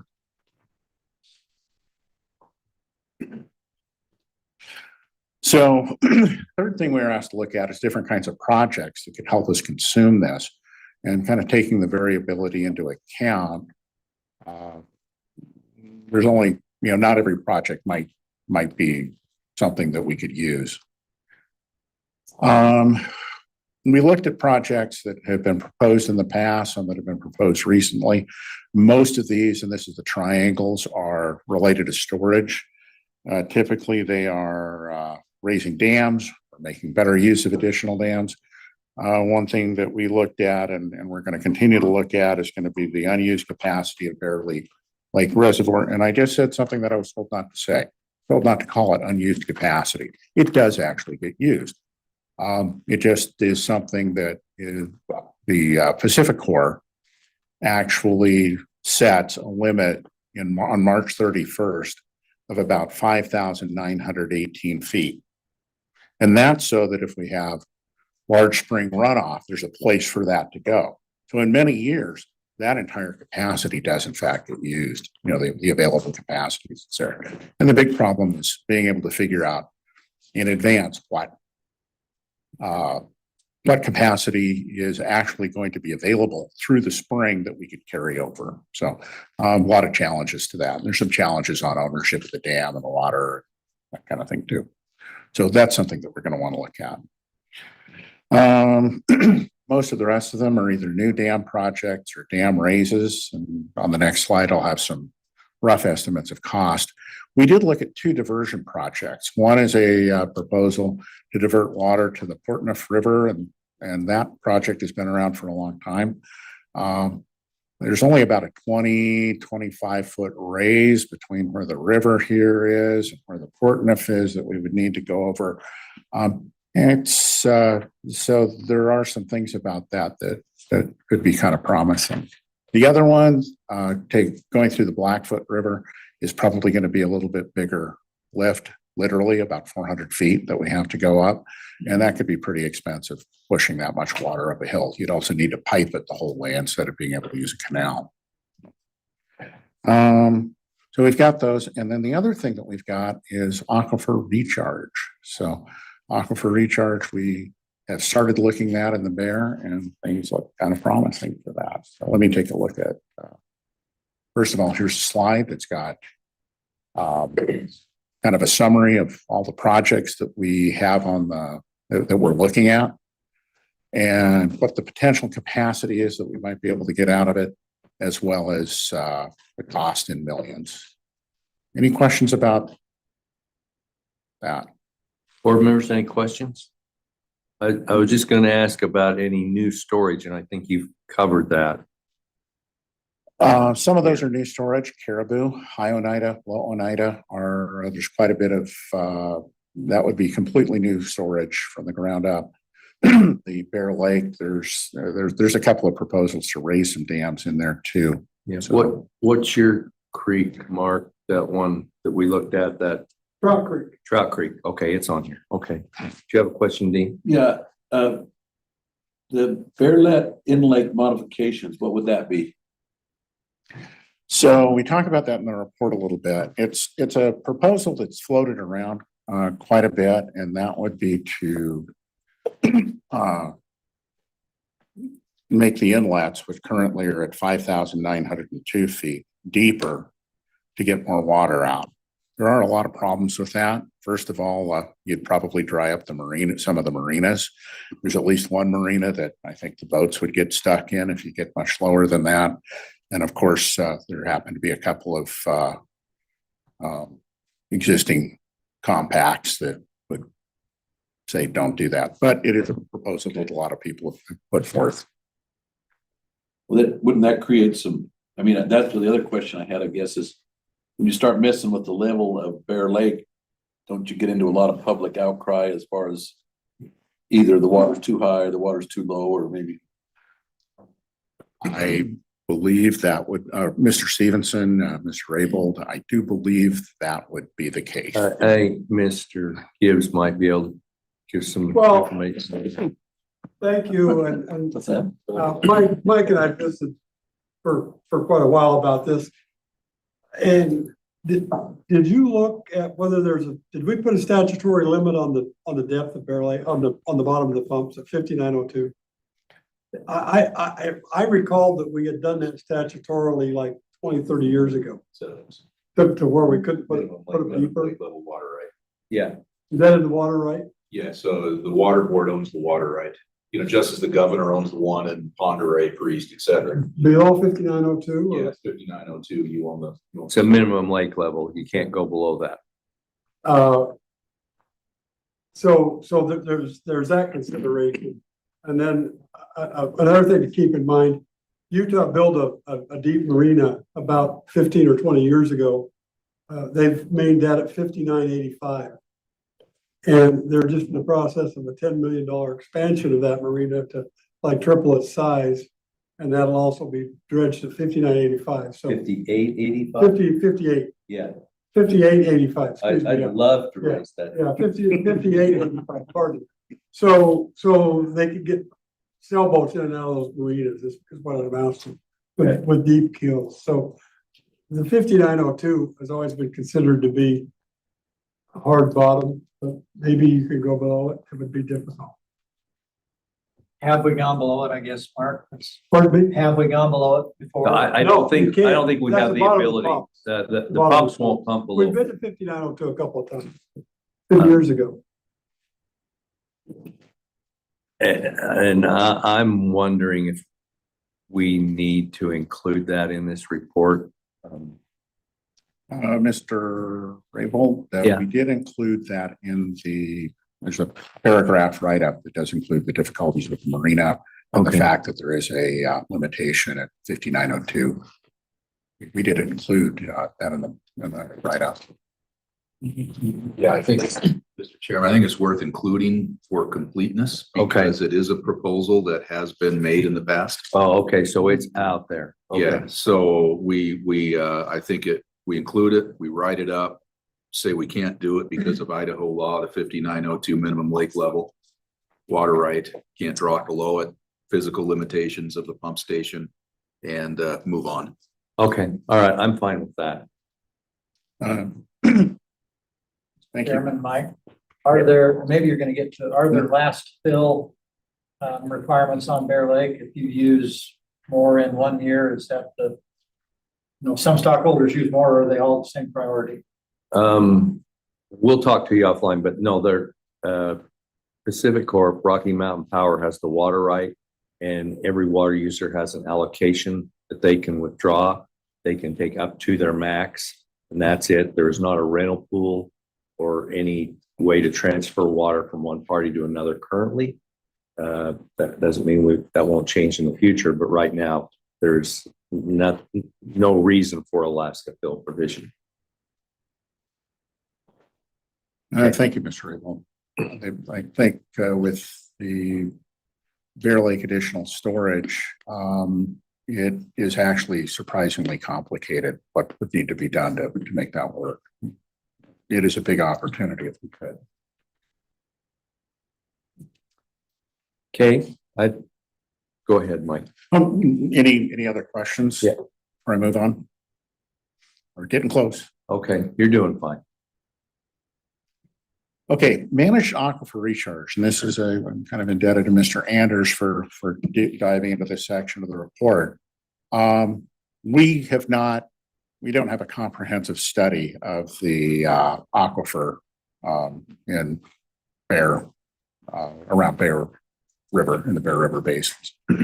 And but some of the things that we do know, the depth of the groundwater, the network of delivery systems that are in the area, the geology, what we do know about the retention of the aquifer, make it look like it could be a very promising place to put water. And of course, one nice thing about putting water in it is you can put water in it in one of those one every 21% of the time years, and it probably will still be available for use sometime later. In other words, it's kind of like having a reservoir there. So that's something that I think we probably would like to explore in the next report.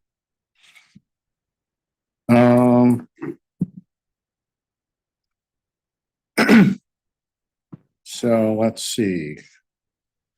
I'd like to just take a second and thank Ms. Ream over here for getting all of the report formatted for us. She did wonders and she's very quick with it.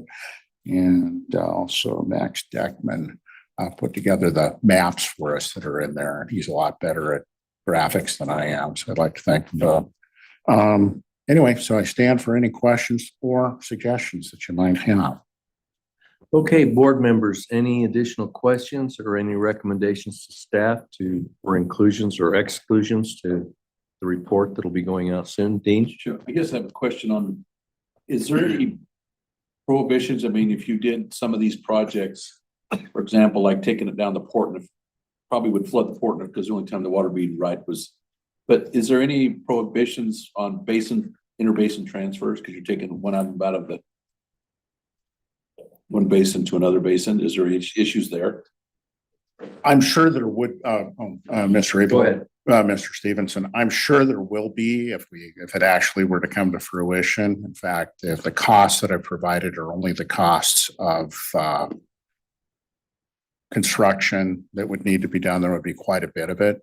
As it stands, the current Portneuf River could not handle anything like this volume. So you'd either have to put in a parallel canal or you'd have to widen and straighten the current river. And I think there would be a lot of opposition to that. So, but I'm not aware of any statutory rule that says we couldn't do it. Okay, Mark. Mr. President, thank you. Just a couple of comments in terms of recharge. The Grace Dam diverted water and then sent it through about an 8-foot pipeline down to a hill where it dropped into the Grace Power Plant, about a 4 or 5 mile pipeline that they had. About 3 miles of that was wood stave pipe. That thing is 100 years old and it deteriorated to the point that it was becoming dangerous. So late to April, I think April 26th was the date, they decommissioned or furloughed the Grace plant and did away with the water going down that state pipeline. The one thing we're going to find out as a result of that is the leakage in that pipeline, which was 20 or 30 feet for 4 mile stretch across the valley, what the incidental recharge of that effect was and what effect that may have on domestic wells and whatnot in that area this year and a few years further as we see no water going through that pipeline. In terms of recharge, it's just an issue that locally we're aware of, concerned about, perhaps. I don't know the recharge we've been getting from that flow line that's been leaking for 100 years. Could that pipeline route be used for a recharge project? No. Well. Well. Yes. You have to see Water costs. It wouldn't take a lot. Wood stay pipe and it's works. Our whole canal system, we lose 20% or 25 like everybody else does before we go across that level. So obviously we do recharge, but we've never officially tried to recharge. Do we know if the section of the river from the Grace Dam down to where the river comes back in with the Grace Power Plant, is that a losing reach or a gaining reach? Do we know? Probably a losing reach. I don't know. I think we know.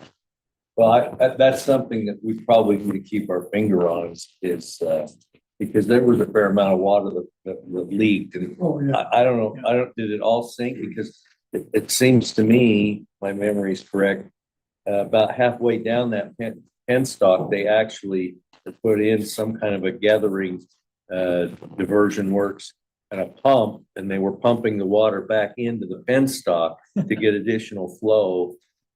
They would put it back into the penstock where they converted the penstock to metal pipe rather than, Yeah, originally it was metal pipe. They took it out. And then, anyway, it's got a long history, but the wood stave project leaked a ton, and they used to put kids in there with cedar shingles in the summer and pound hole wood cedar shingles into those leaks, to try to stop it. They had 10, 15 high school kids every year that worked on that. Well, back in the day when I was in high school, that's been a while. So who owns that pipe? Civic Corp. Civic About Corp. 8 foot. it's part of the Grace Power. Okay, so Civic Corp owns that. Yeah. No, you have to be. Anyway, sorry to divert, but we're concerned about the recharge aspect of that. Okay, that's, I hadn't thought about that, but we do need to keep our finger on Now, that. while we're Right. talking about incidental recharge and aquifer, so the state of Idaho generally has a requirement that if you subdivide, develop, that you use the surface water if it's available. Is that true in the Bear too, Mark? Is that like Soda Springs, if they expand, do they sell the water rights off and drill wells or? Well, I think it's something we're loosely monitoring in which we have better control of, particularly the development of everything's occurred on the Utah side of the border, Yeah. but it is rapidly progressing into the Idaho side of the border, and Preston is growing dramatically, but they have a city water system, so they also have a bad water table. They have a high water table, but bad water. Yeah. So for domestic wells. Yeah. Well, I think Idaho's doing a better job of monitoring and certain down water than they are across the border.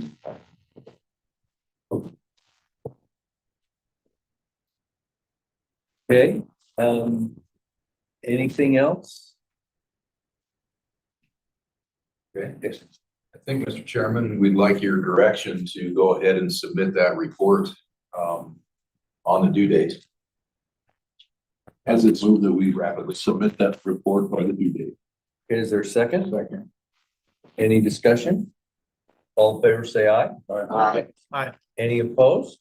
Motion carries. Good work, team. Thank you very much, Chairman, and I will see you in about 3 months. Okay, all right. The next item is the Water Resource Board Palisades Storage Release and the Swan Falls Agreement. Yes, Matt Anders will walk through where we're at with the Swan Falls flows, the shortfall we experienced this year, and the proposal to utilize some towards Palisade storage in order to remedy that shortfall. Mr. Chairman, members of the board, my name is Matt Anders. I'm going to give you a brief update on Swan Falls and the minimum stream flow. So the way I have my presentation structured, there's some background slides. I'm going to go quickly through those. Most of you were at the committee meeting where I presented that, but then I'll go in depth as to what happens in 2026 and what the options are. So this is a map on the right here of Southwest Idaho. Swan Falls is the star there on the left side. This is a dam owned by Idaho Power. They use it for generating hydropower. It's on the Snake River. It's south of Boise for a small dam kind of out in the middle of nowhere. It's been the focus of a lot of litigation and a lot of attention. So the main point here in terms of litigation, it went all the way to the Supreme Court, is that the water right there at Swan Falls is not subordinated to other beneficial uses, and that has quite a few ramifications. But coming out of this litigation, the state and Idaho Power signed an agreement in 1984. This agreement established two minimum stream flows at, we refer to it as the Murphy gauge, but it's the same as roughly Swan Falls. 5,600 CFS during the non-irrigation season and 3,900 CFS during the irrigation season. Another item in the agreement was that we had to use the actual flow conditions at the Murphy gauge or Swan Falls. And a technical working group worked out a calculation for that, and I have a slide later to address that. On the right here is we're back with a map of kind of southwest and south central Idaho. The river reach that we're interested in here is Milner Dam to Swan Falls Dam. There's several inputs into this reach. There's water past Milner Dam. There's the Eastern Snake Plain Aquifer. It gives inputs to the river. There's tributary streams, and there's south side returns, irrigation returns. There's also withdrawals of irrigation in Water District 2. So the calculation that the technical working group came up with to compare to the minimum stream flow is called the Swan Falls Adjusted Average Daily Flow, or AADF. The calculation is here on the left. I'm not going to go through the calculation, but the take-home message is the calculation is designed to take out river operations between Swan Falls and Milner Dam. There's 4 dams owned by Idaho Power in that stretch, so we don't want the operations of those reservoirs affecting the flow at Swan Falls, so we take that out in this calculation. And then we average the calculations on a 3-day average. What comes out of that is a figure like this on the right. This happens to be 2024 as an example. These are sent out by email. If you're not getting them, let us know. We'll make sure you're on the email. But there's 2 things I want to point out on this graph. There's 2 low flow periods that we worry about. The last 2 weeks of March and then the month of July. Those are times when the flow at Swan Falls gets low and gets near the minimum stream flows. So now let's take a look at what happened in 2026. So in the last 2 weeks of March, there was no flow past Milner Dam. The Eastern Snake Plain Aquifer was discharging below average in the Milner Dam to King Hill reach. The tributary streams were below average as well. The one good thing is that Twin Falls Canal Company turned on early. So they started early and they were, the return flows were about average. In terms of withdrawals, when Twin Falls Canal Company turned on, so did Water District 2. So they started early as well, and they were about average diversions. All of this resulted in the adjusted average daily flow at Swan Falls going below 5,600 CFS the last couple of weeks of March, 6 days, for a volume of 2,091 acre feet. Now that volume, I have it marked as a preliminary. The technical working group is working on it. We're in the ballpark, but we should have that number, the final number, pretty soon. The other thing I want to point out on this graph is we're through one of the low flow periods, but we're not to July yet.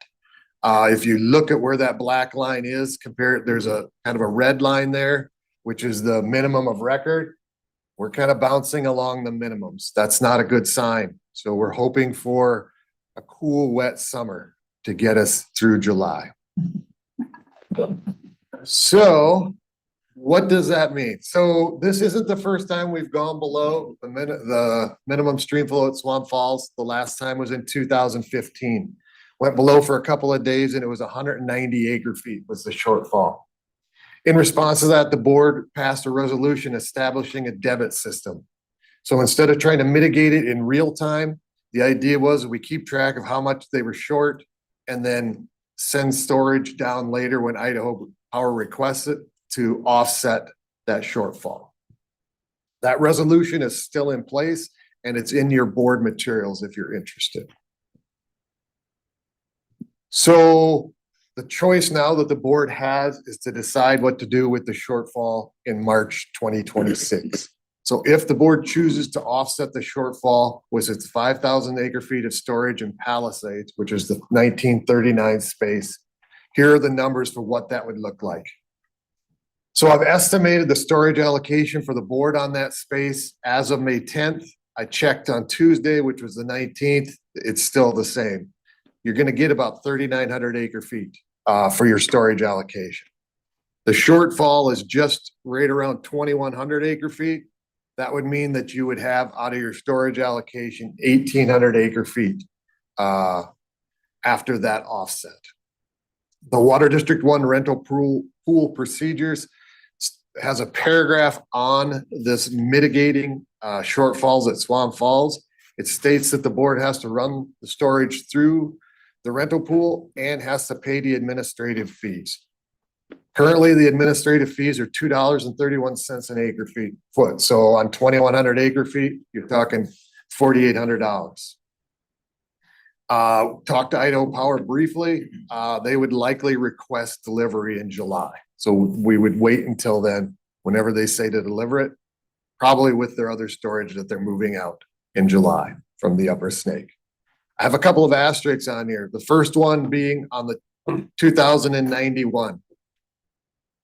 If the board decides to offset that and deliver the storage to Idaho Power, that space next year in 2027 will become last to fill. That means it moves to the end, less likely to fill and harder to fill. We saw from the Bureau yesterday in the water supply meeting, they're projecting probably less than 500,000 acre feet of carryover this year, the way we're going. So it's a low likelihood that it would fill next year. So that space may not fill next year. The other asterisk I have there is the double asterisk on the 1,800. That's how much you'd have left after you do this offset. Also need to think that could be carryover for next year, or that could be used for offsetting if we go below in July. With that, Mr. Chairman, I could stand for questions. I guess I should say in your board materials, there's a resolution if you want to go that route to do this. Okay, we talked about this at the March meeting, and we reviewed the resolution that was passed in 2015, as I recall. And it's fairly clear that on an interim basis, we have agreed to mitigate for these very short intermittent breaches of the Murphy minimums. And so I guess we can talk about it, but I think by resolution, we've obligated ourselves to backfill this shortfall that was created in late March. Anybody have any thoughts on that? Brian? Chairman, just a comment, and not line with the resolution, but so I talked to Brian Murdoch earlier in the hall, and he had seen how the river was flowing about 7,500 maybe through Swan Falls here the last couple of weeks, and so so I explained to him how that's that flow ag water adding on to the top of the Thousand Springs and Southside returns. But the other thing I've noticed, and this has been for years, it's how nice. I drove down yesterday and that flow ag water was still going through, because it takes, even though it shut off on the 18th, it takes 2 days, and the river looks so good from, the river. I mean, we need to keep as much water for agriculture as we can, and we don't want to put farmers out of business, but the only water the river gets through the Middle Snake since 2023 has been those few weeks of flow ag water each year. So it is, we put a lot of pollutants in that river from the, Twin Falls tract, which I used to manage, and a lot better than it used to be. But when you do run some water through, you get rid of a lot of that phosphorus. But it's never going to be enough. We're never going to get it low enough that we're not going to grow a lot of aquatic vegetation in there when the flow is real low. And that additional 3,500 for even a couple of weeks moves a lot of the particularly the macro vegetation that grows in there. And so it is, the river needs some water too every year. And if we go too far on flowage, there'll be, maybe multiple years when we'll have virtually zero go through there other than when it gets to Thousand Springs. So just a comment, I want to keep farmers in business, but for river health, you've got to have, and the sturgeon, wildlife, all that, you've got to have some time of the year when that river flows some. Mr. Chairman, Yes. just for clarification, Matt, when you have a shortfall, the extra water will come out of Palisades Reservoir? Mr. Chairman, Mr. Van Stone, they delivered out of American Falls. Okay. But it's gonna come out of your space or the board space out of Palisades on paper, but physically the water will come out of American Falls. So the American Falls gonna be short then? No, they'll move water down to replace it. Dale, That's just part of their operations. There's two sets of books. There's the paper accounting that keeps track of everybody's water and how much they have allocated to them. Then there's the other set of books that's physically what's going on in the system. And the way reclamation operates, they try to keep the water as high in the system as possible. Because if you don't need it all, it's better to keep it up high than in the lower reservoirs. So they tend to draft the lower reservoirs more heavily early in the season. And then if you have rains or whatever, the storage stays up high because you can always let the water come down. It's a lot more difficult to push it back up to the higher elevation reservoirs. But Swan Falls is the key here with all this water movement. Yeah, all we're doing is backfilling a shortfall that occurred back in late March with the same quantity of water that Idaho Power has the ability to time when they would like it. And it sounds like they're telling us they would probably want to have that water released and delivered during July. Okay. Mr. Chairman? Yeah.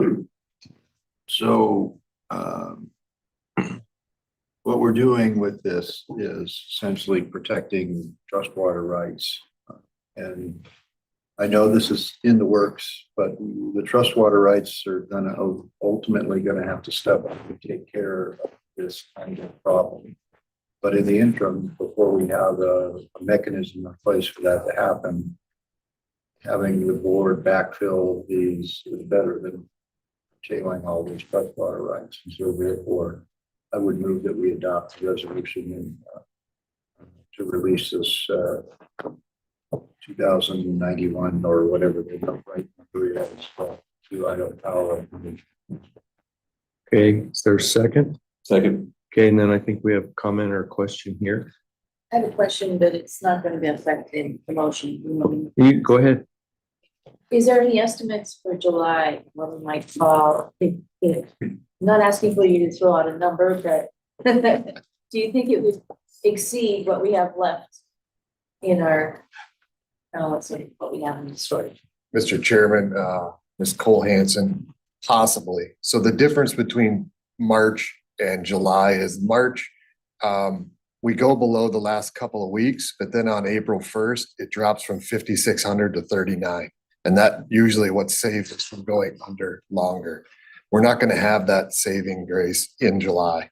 It's 3,900 the whole time. If we go under, it's likely that we'll go under for a while, type of thing. How much? It's unclear. Okay, I think the department's working on an analysis of our forecast, and I think they'll have that for us in the coming weeks to help us anticipate. That was, Mr. Chairman, the Swan Falls forecast was released last week at the technical working group. I might ask if Ethan would be willing to talk about that for a minute or two. Okay, all right. Since the question was asked. Yeah, Mr. Chairman, members of the board. Yeah, the technical working group had a meeting last week. The department runs the forecast tool for that meeting. And I think there was a 10% chance of a shortfall up to 600 acre feet. And then if you take into account a different forecast, which the tool isn't calibrated to, can go anywhere from 600 to I think 1,500 feet was the 10th percentile. So that's really dry conditions, which is what we're seeing. So it gives you kind of a range of an idea. Acre feet, Ethan, or? Acre feet, yeah, Acre feet. 600 to 1,500 acre feet. Okay, all right, any question? I think, so there's a small amount potential credit that would have to be provided if in fact that happens, Brian? And just one more clarification, Ethan or Matt. So when Idaho Power does their release in July with their water, that doesn't count towards that minimum. I can say the steps, Ethan, no, it does not. So it really would have to be about 5,200 or something like that to not violate the minimum 39. Well, they calculate what the net 39 is. Yeah. And as long as there's 39 there with Idaho Power's water riding on top of that 39, yeah, we're okay. And if I understand correctly, the forecast is that over the course of this season, somewhere we may have a shortfall of 600 to 1,500 acre feet below that 39 threshold. Okay. Any more questions? We have a motion to adopt a resolution. No more discussion. We'll proceed to vote. This involves money and water. Double whammy. We'll have a roll call vote. Mr. Barker. Aye. Ms. Cole-Hansen. Aye. Mr. Gibbs. Aye. Mr. McMahon. Aye. Mr. Olmstead. Aye. Mr. Stevenson. Aye. Mr. Van Stone. Aye. Chairman Raybould. Aye. Motion carries. We will work with Idaho Power to make that happen. Okay, we get to turn the page over. We're down to item 18 now, ESPA recharge program projects. Chairman Matt Anders will discuss a proposed recharge infrastructure project on the Eastern Snake Plain Aquifer. Good. Welcome, Matt. Mr. Chairman, members of the board, my name is Matt Anders. I'll talk about our recharge project. I got one slide for this.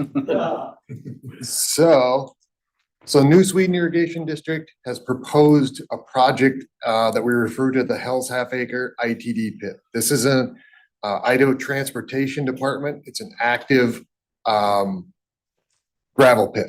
I just noticed as I'm standing here, that dot is in the wrong spot. It's supposed to be south and a little bit west of Idaho Falls. So, but it's an active pit. The idea would be is that New Sweden would recharge into it in the spring when there's water available.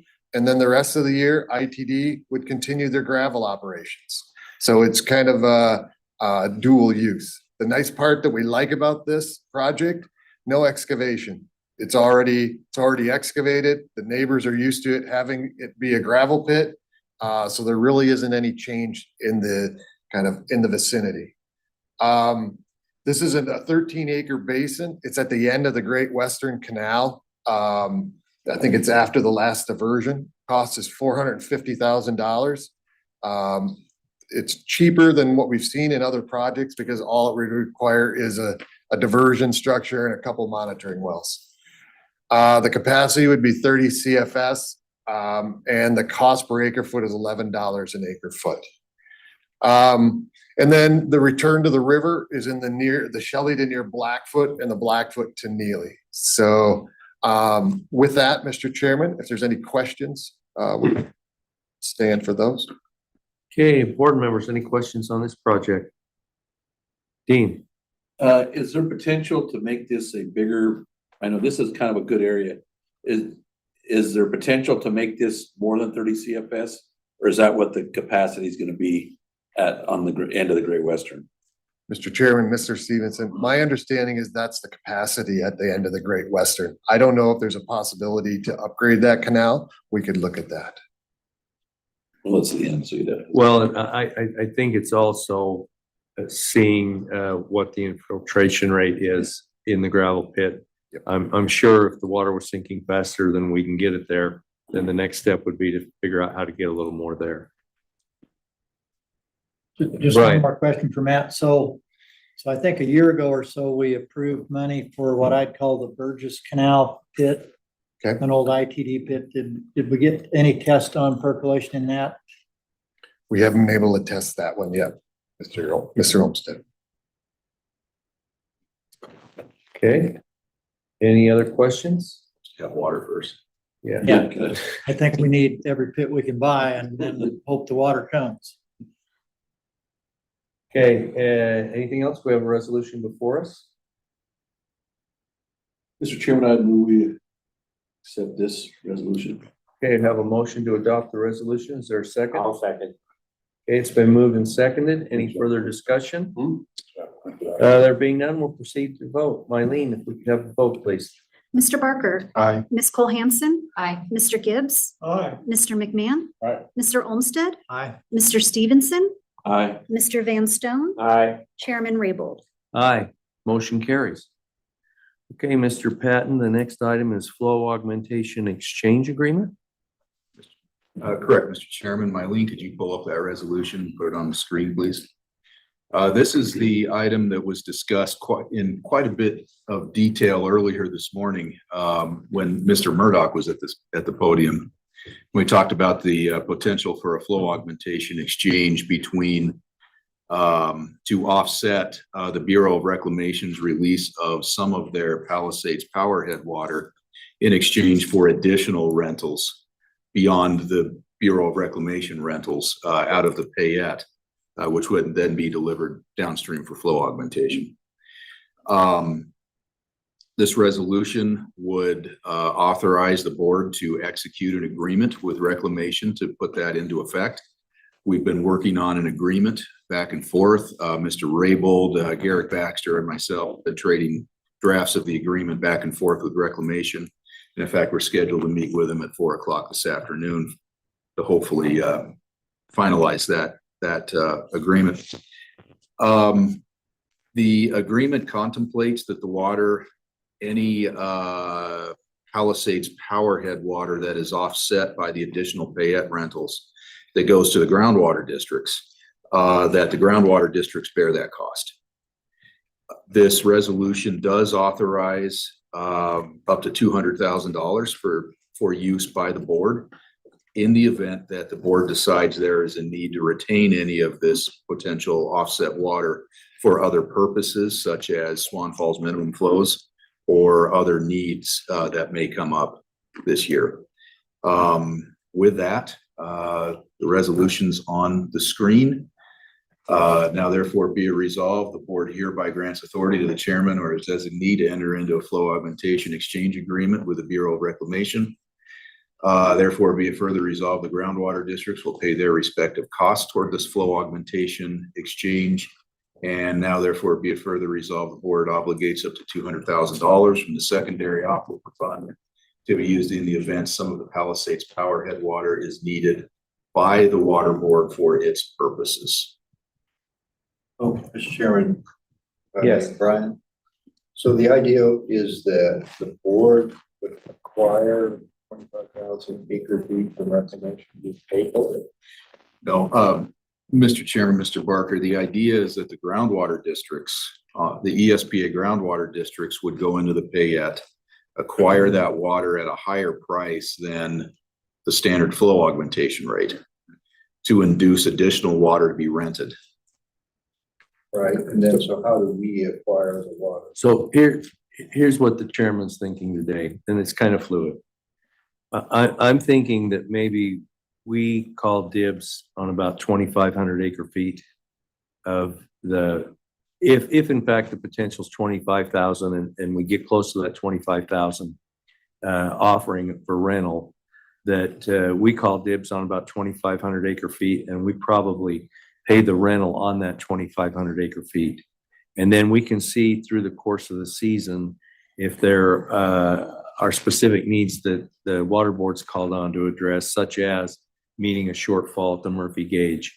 And there's some other things out there that we need to be focused on as well, but not to the detriment of the groundwater districts achieving their commitment to deliver 75,000 acre feet of mitigation water. And so we're working with the groundwater districts on that, but I think it'll be prudent right now for us to hold a small amount of this water that's going to be exchanged, and then we'll see that it gets used, and it gets used in the best way possible between now and November 1st. we have a line for in the budget to do this? Where do we get the money to rent the water? So, Mr. Chairman, Mr. Barker, when you set the secondary aquifer fund budget a few minutes ago, there was a remainder at the bottom of Right. a couple $100,000. That's where that would come out. Right. Okay. Follow up, Mr. Chairman, and what will the price be on this pay at water then? I don't know. We have a final number on that. Whatever it takes. Well, it's gonna be probably 3x the flow log rate, give or take a few bucks. It's amazing since the Payette doesn't have a demand. Well, until today. I think all good business people sense need when they're negotiating price, and so that's where we're at. So it will be willing buyer, willing seller then Yes. on the pay. Yes. Yeah, the major issue is the Bureau of Reclamation had to show they rented the first 75 out of the Payette. And then any additional rentals that are induced by the groundwater districts, pay 3x the flow on rate. Go to the exchange. And the agreement assures Reclamation that they will get the 75. If their rentals come up short of 75, then the exchange for Palisades Powerhead water cannot occur. So we got to get them there, and we believe that the Payette water users have assured Reclamation that they're going to get the 75. So we're ready to do the rest of the deal. Which is interesting because we've been renting 90 in the past. Well, Payette water users assured Reclamation and us that 75 was the cap this year. Okay. All right. I'll just refer back to your previous statement. Yeah. Are you saying the Boise project might want some No. more out? No, the Boise's full I know. from the April rains. Which we've got none of on the west side, east side of the state. So we have, thank you for allowing us to. No, Least we could do. this valley has been blessed with timely rain. Apparently it's not timely for us to have our rains yet, in the Magic Valley in eastern Idaho. So probably come in August, Jeff. Yeah, Luke Hicks cuts his hay. yeah. I'm not even sure hay down's gonna do it. I think maybe grain combines in the Yeah, field. great. I'll buy this. Okay, anything else? We have a resolution before us. Mr. Chairman, I move to adopt this resolution. Okay, is there a second? Second. Okay, any further discussion? Okay, let's proceed to vote. Let's have a roll call vote on this if we could, my lady. Mr. Barker, Aye. Ms. Cole-Hansen, Aye. Mr. Gibbs, Aye. Mr. McMahon, Aye. Mr. Olmstead, Aye. Mr. Stevenson, Aye. Mr. Van Stone, Aye. Chairman Raybould. Aye, motion carries. Thank you very much. Okay, a regional manager update. Yes, Scott King is our relatively new regional manager here for the Southwest Idaho office in Boise. And he'll give an update on what's going on with that region. Okay, welcome, Scott. Chairman Raybould, members of the board, thank you for having me. It's a pleasure to be up here to talk to you today. See if I push this right. Again, my name is Scott King. Now with the Department of Water Resources as your Western Regional Manager. Little history about me. I was raised in American Falls, moved over there at a young age. And then after graduating from high school, went to college at Idaho State University. And right after that, joined the Department of Water Resources. First as a summer temporary in the Eastern region doing field exams, largely in the Big Lost Basin 34 during the beginning of the adjudication, the test work up there. So as a new person out of school, I got an earful from a number of folks that were interested in the adjudication proceedings. And after spending a summer there, moved to Boise and into the energy division when we had the energy division with the Department of Water Resources. And then into water distribution, assisted Tim Luke and Gary Spackman in starting the groundwater measurement program on the Eastern Snake Plain. Then worked in the Adjudication Bureau and finished in dam safety in the Western region for a year. And during that time, while I was with Water Resources, worked on my master's degree through the University of Idaho here in town. And then in 2004, I joined the private sector.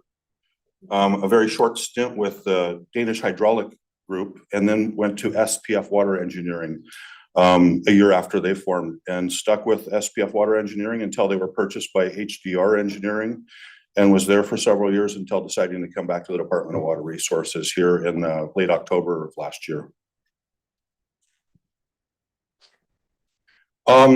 This is our structure. 13 positions in our office. From the left side, we have an administrative assistant, and then an engineer tech one for our dam safety engineer. We have our water resource agent that's groundwater protection, largely working the well construction program. And another technical records specialist that works closely in that well drilling program with Clint. And then I have two water rights supervisors, Scott Storms and Marcelina Riddle. Marcelina just recently moved into that position from a senior agent. And both of those supervisors have two agent positions and then a technical records specialist. One of those agent positions is open. That's where Marcelina moved in, and we've interviewing this week to fill that position. And as I look through the other regional updates, we provide update on our workload. And on this one, this is our transfer applications. And we can see that it might largely steady applications. It might be decreased in the last few years just slightly. Receiving about 54 applications a year and about 46 being resolved yearly. And on applications for permit, we receive about 181 per year and about 155 or get resolved. And one of my goals coming over from the private sector and often submitting these applications is to help move some of those that have been aged a little bit or otherwise unresolved to move through the resolution process. Oh, that color didn't show up very good for you, but we average about 317 ownership and change notices per year in the Western region. Talk about some of the issues that we see going on in the Western region. First of all, in Southern Canyon County, there was a petition to create a critical groundwater area that was submitted in 2024. Recently, the director issued a temporary moratorium order in March and denied that petition for a critical groundwater area. What we see in this area is largely a lot of the groundwater levels tend to be stable, sometimes even increasing when you look towards the southern end of the area. But there are very significant seasonal fluctuations that are impacting domestic wells in particular. And this area is undergoing quite a bit of pressure from developers for residential areas and other subdivisions. So there were a number of concerns that were identified, certain folks that have identified decreasing water levels. Some of those looked like they were isolated incidents, but this moratorium, temporary for 5 years, gives the department an opportunity to study those water levels and conditions and situations a little bit better, and also work on developing the Western Snake Plain Aquifer model. It was not quite as responsive in this area as it has been in other areas. So model development is part of the goals here. Yeah, we go on to the next one. In Ada County, if we look at those very bright red triangles on the left map, we can see on the right map, and this is, I can't really point to it on here, but it's where the arrows are pointing, the red arrows with some text. We can see that those have turned into larger blue triangles. So that's the southeast area near Micron, where there was substantial water level declines and then improvements as the area was recharged largely with water out of the Boise River. So that's a success story there, providing water and really refilling that aquifer up area there. We do have some areas of decline. So if we look south and east of that micron area, in southern Ada County, we're seeing about half a foot per year to 3/4 of a foot per year of aquifer level declines. And South and east or south and west? excuse me, south and west. Thank you, Mr. Olmstead. And those are the areas, one of my goals is to look a little closer at those and see what kind of management issues we can go through. We have a number of transfers in that area. And also, as we look at the next point there, the data center concerns. We have data centers that are interested in developing that area.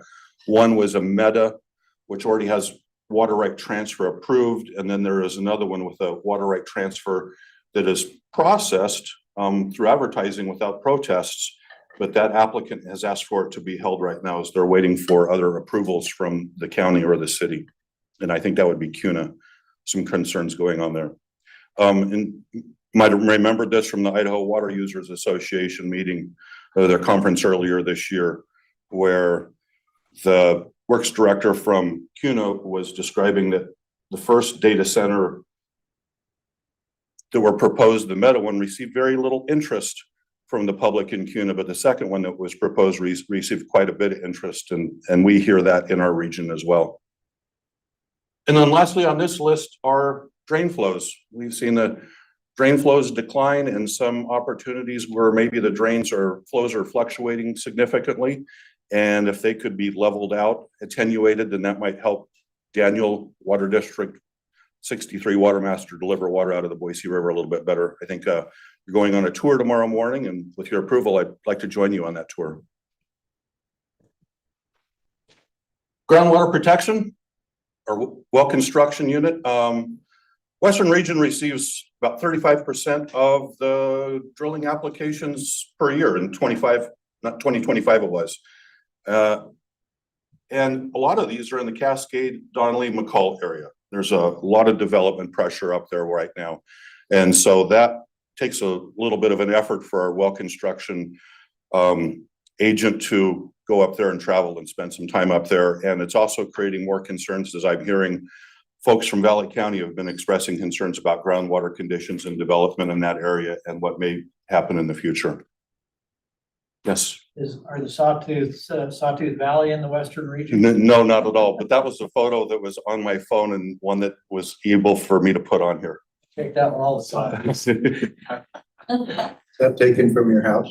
I wish. In dam safety, Manuel reported that during 2025, the Western region eliminated its backlog of inspections.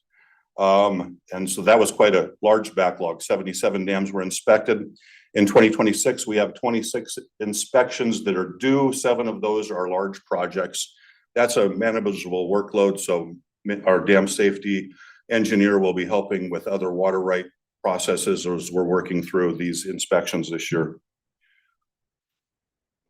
And also he gave an update on Stibnite Gold project construction. Mine tailings facility is expected this summer. Project will require bi-weekly to monthly site visits for several months, and per Perpetua, excavation of the embankment footprint is anticipated in July and August. And then on the dam breach analysis, we now have access to DSS-WISE dam breach model at no cost, and we're anticipated that we'll be using that model and incorporating LiDAR elevation data into the model in 2026, where it'll significantly improve our elevation resolution and accurate results in dam breach modeling. And with that, I'll stand for any questions. Okay, board members, any questions for Scott? Yeah.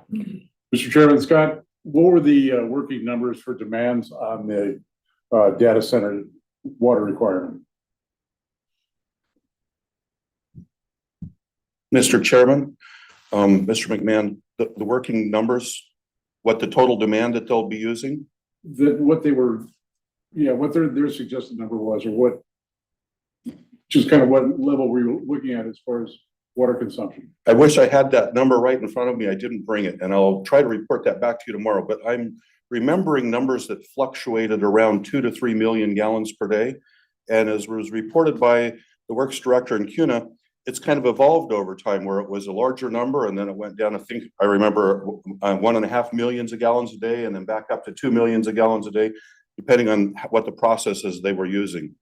What has happened in both of these water right situations are the centers have purchased a farm and transferred that water, changed the nature of use from irrigation to the industrial for the data center. So I think we look at that as the equivalent amount of water that was transferred over. Pat, Mr. Chairman, Pat, Yeah. I've seen some numbers that go all over the board. And it's got to depend on how big it is and the type of equipment they use, but the average number I saw was half a CFS. Half of a CFS? Yeah. Some are non-consumptive where they just use it, transfer heat with it. Is it like a pump and dump Yeah. thing, or is that consumptive use? Or is it going back to the river or something? In the ground. Well, yeah. Yeah, I think it's out of the water ground through the system back into the ground is what they're trying to do, like heat pumps. Yeah, so the only loss would be is if there's any evaporation going through the cooling. So not that type consumptive. Yeah, okay. Right, There's any, a lot of angst and not a lot of facts. Mr. Chairman, Yeah. Scott, the data center, that's in Kuna? Yeah. Is that a goal? That's a goal for sure? Being built? North of CUNA, but yes, sir. Yeah. How many acres does that cover? I don't have those numbers in front of me. I'm think, sorry. I think, they acquired 600 acres. I don't know what the actual footprint of the facility is. Does that sound right? Mr. Chairman, that sounds in the ballpark. Yes. So they're using groundwater for their source? Yes. Okay, thank you. You're welcome. Okay. I guess Right. one more. So the declines you're seeing out in that CUNA area, do you suspect that, I mean, is there sprinkler conversion going on out there? I mean, that was largely surface irrigated before and I see more center pivots, that kind of stuff out there. Will definitely have probably an impact. Yes, Mr. Chairman, Mr. Olmstead. I think that some of it is converted when it was water irrigated out of the canal system. I think even some of those old groundwater rights were surface irrigated and were probably converted over to sprinkler quite a while ago. Okay. Anything else? I think we'll be talking more about what's going on out there tomorrow. Okay, thank you, Scott. Appreciate you taking the time to come and visit with us and look forward to seeing you tomorrow. Okay, Director Weaver, you got a exciting and stimulating report for us today? Mr. Chairman, only you can be the judge of that. Okay. But I do have a number of items here to work through, and I'll just start by saying what a great series of presentations that we had from staff. It just, you sit here and you marvel at the scope of our work and the expertise that staff have, the diversity of these programs. And one comment I thought is our engineer manager 2, Scott King, was presenting to you is that people have an unlimited interest in data centers, from the national scene to the state scene, to the local scene. Everyone wants to know as much as they can about water centers or data centers and then the water and power use that goes along with those. And a couple of themes that have emerged as I've sat through many of these discussions, if we're interested in this topic, is one, there's not a lot of transparency from the data centers on their water and power use. And so you're seeing a lot of legislative action across the country that's forcing that transparency to understand the impact that they're going to have. Another theme that's emerged is their water use can be very minimal or it can be very large. You can do evaporative cooling, you can do water cooling, or you can cool power. But the less water you use, the more power you have to consume to cool those facilities. And as I've considered this issue in Idaho, I think it's largely a question of what the public interest is. Do we want to displace ag consumptive use with data center consumptive use? It's not so much, I think, in my mind, additional consumptive use that's going to occur, but how is that consumptive use? What is Idaho going to value or think is the best use? Especially when we're talking about groundwater. So I've got two broad headings to present to you today. The first one is operations, and then the second one is administration. So I'll start with a presentation or with topics under that operations heading and give you an update on the water resources and surface water or soil water conservation merger. You heard from Loretta Strickland this morning on the WACPA program. I thought that was an outstanding presentation. 274 projects have been requested for funding, requesting $26.7 million of projects in 4 years. We've accomplished 134 projects, spending $12 million of money that has come to the commission for that program. And that's been used to leverage about 32 million in on-the-ground conservation. So it's a really successful program. There's a huge demand for it across Idaho. And it's one of those programs where I think there's a lot of synergy between this body and the commission. And of course, some of the challenges with that have been the inconsistent funding, which she highlighted, 2 one-time allocations of 5 million and then 2 one-time of 1 million. But another significant challenge is that once that funding comes, we need to select, review, fund, and complete projects in a single fiscal year because they don't have any continuously appropriated funds within their budget. So, that's a stress that they've had on that program. I'm working now with a small work group, including members of the commission, to develop an MOU that will describe the working relationship between the department and the commission. I plan to submit a joint strategic plan for the two agencies as we become one agency. Hopefully soon I'll be able to stop saying two agencies, and a joint performance report, and then coordinating on what the budgeting process is going to look like for the two agencies in the upcoming fiscal year 28 budget development process. And then we're also working through the executive agency legislative process to identify further tweaks that need to occur in Title 22. That's the ag title, and Title 42 to solidify the merger. I want to give you an update on the water supply bank. I think we have some good news there and some bad news. And I think the bad news is that we noticed here in the last couple of months that there's a significant backlog during the springtime in both leases and rentals that's been there now for 2 years. And it's a departure from where we were prior to that, where we would get those after concerted effort during the non-irrigation season. We'd get the rental backlog down to a more manageable level, but it's spiked up pretty significantly this spring. Currently, we have 107 pending leases and 93 rental applications that are pending. And that's probably 2 times what we would think is a manageable backlog. Now, we have talked in the past about reorganizing the group within the agency to address water supply bank work. In the past, we've had several people in the planning and project bureaus working on this, several people dedicated to this full-time in the water rights, water allocation bureau, and then seasonal people that would come in and help out when there was a need. We're now reorganized under a single group in our water allocation bureau, in our water rights section. That's 5 dedicated full-time positions. David Graybill has been selected to be the water resource supervisor who will oversee that group. And he will have a principal water resource agent, a senior water resource agent, and 2 technical record specialists to help manage that program. And that will be, their dedicated focus year round. And we're hopeful that with those additional resources, so this is more resources than we've had in the past to carry out the program work, and then having some continuity and people responsible for that and doing the work, that we'll be able to get the backlog down to hopefully almost no backlog of rentals year over year. That certainly would be my goal. I think we are seeing those significant backlog levels because of that disconnection between the groups working on it, and just the fact that there's been a lot of turnover in those full-time positions dedicated to doing water supply bank work. David Graybill is coming to us from our Salmon field office to take over that program. He needed to see out the school year there with his family and his kids, so he will be coming to Boise hopefully here soon, full-time to oversee that group.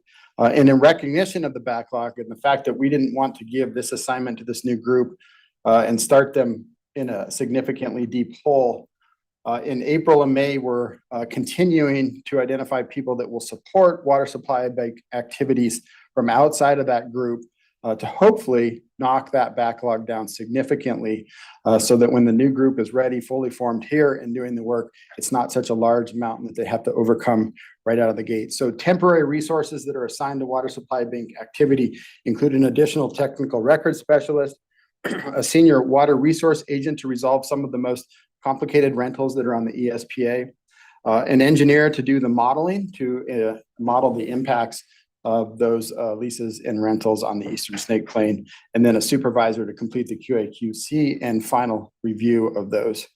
And so hopefully by the next time this board meets, we'll be able to point to a reduction in that backlog due to the efforts.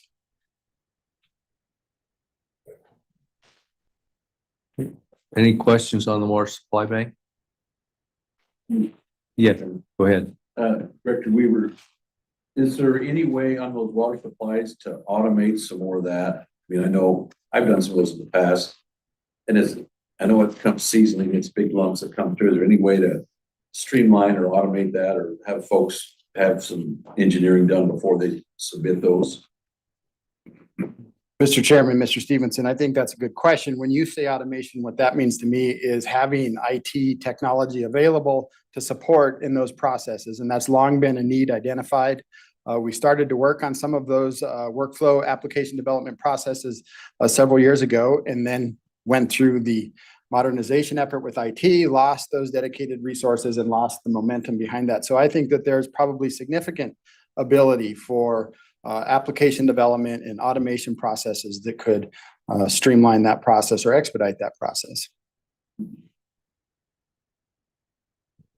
Okay.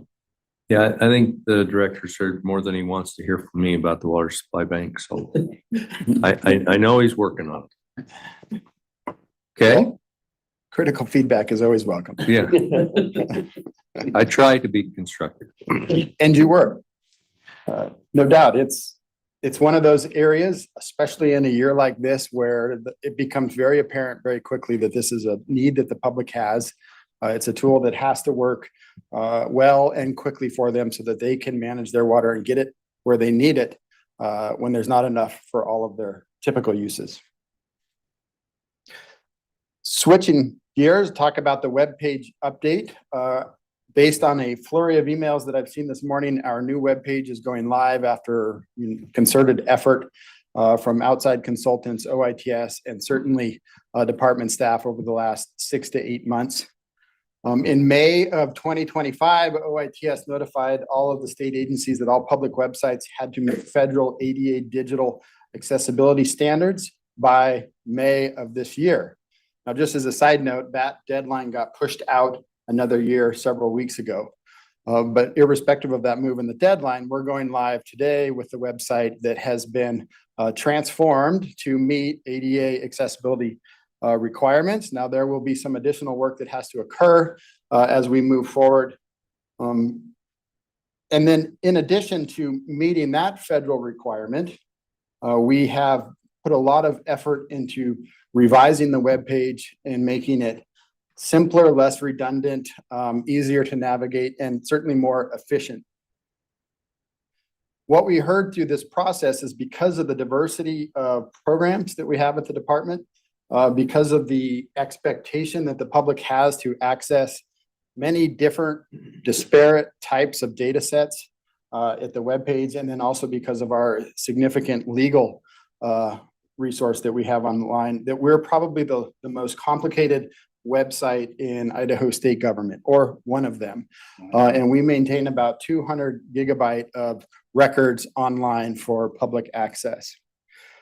So through this process, we've pared back the total web pages that we had associated with our site by 80%, getting rid of redundant documents where those existed, redundant links, tried to simplify it while maintaining the same content, just in a more efficient way.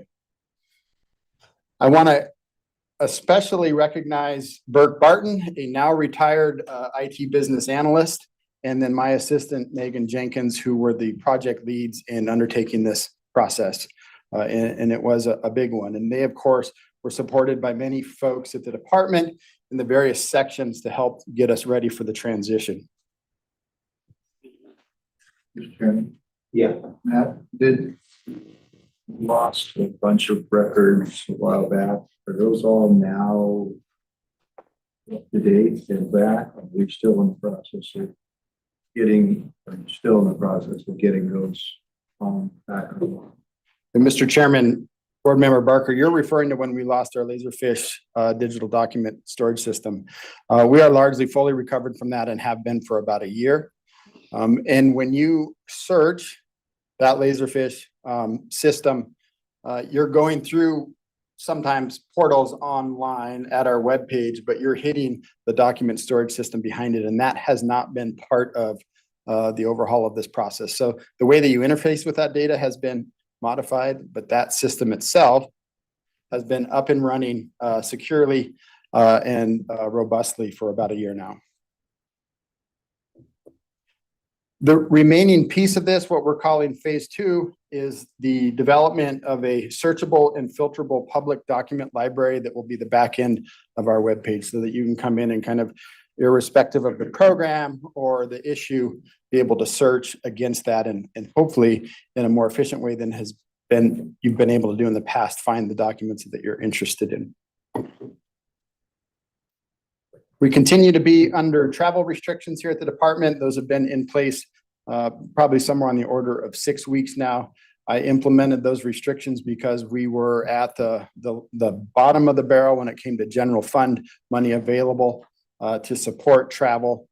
And so we have only been approving necessary emergency travel for the last 4 or 5 weeks. I have made a number of approvals to keep items in place, such as some minimal base level of well inspections during construction. We don't want the well drillers to think that there's no regulatory presence on the landscape, because there are some people that we think are very important that we monitor them closely. We did the synoptic measurements and got those completed. We held some public hearings across the basin that were necessary for administration. And then here recently, we've been identifying how we can achieve minimal water administration in the water districts where we have large roles for the remainder of this fiscal year. So it's not no travel, but we're trying to eliminate overnight travel and then be very conscientious of how we're doing same-day travel.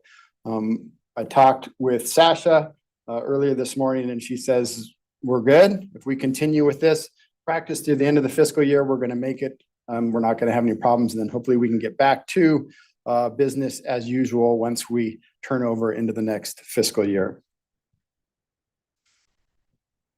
And I will say, slightly in jest, slightly not in jest, that no memo that I've issued as director has gotten more attention and feedback and critical comment from staff than the memo to limit and restrict travel. So I'd like to get us back to business as normal as soon as we can. Yeah, we appreciate staff making those adjustments to their schedules and their routines to allow you to meet the governor's criteria.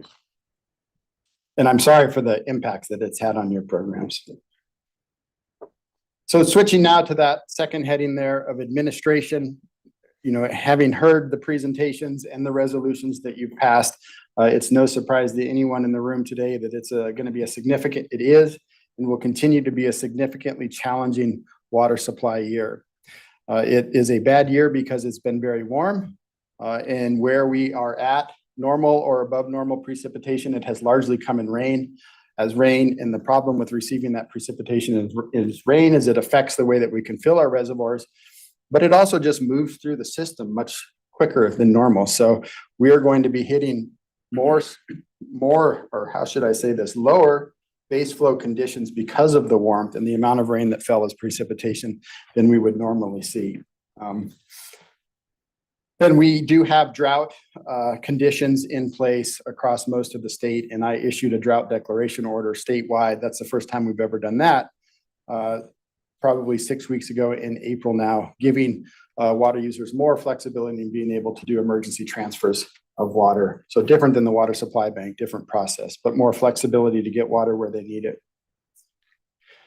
So I looked at the Water Masters report that I think was published today for Water District 1, that's the Upper Snake. And I believe that report says that about 10% of the total storage content has already been delivered. So that's a 4 million plus acre foot system. Over 400,000 acre feet of storage has already been delivered. It's unlikely that that use will get canceled in a year like this. So, you know, that's a pretty startling number that we've gone through 10% of our storage water to this point in the irrigation season. And that's because we're seeing very high demand requirements for irrigation in the Upper Snake. Again, most of you know that and are feeling that. You know, Matt, that's 10% of space. It's a much higher percentage of the actual storage the fill we have available. Yeah.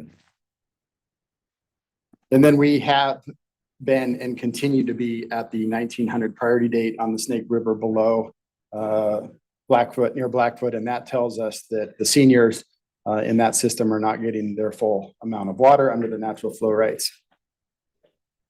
And so that's a good transition into the surface water coalition delivery call.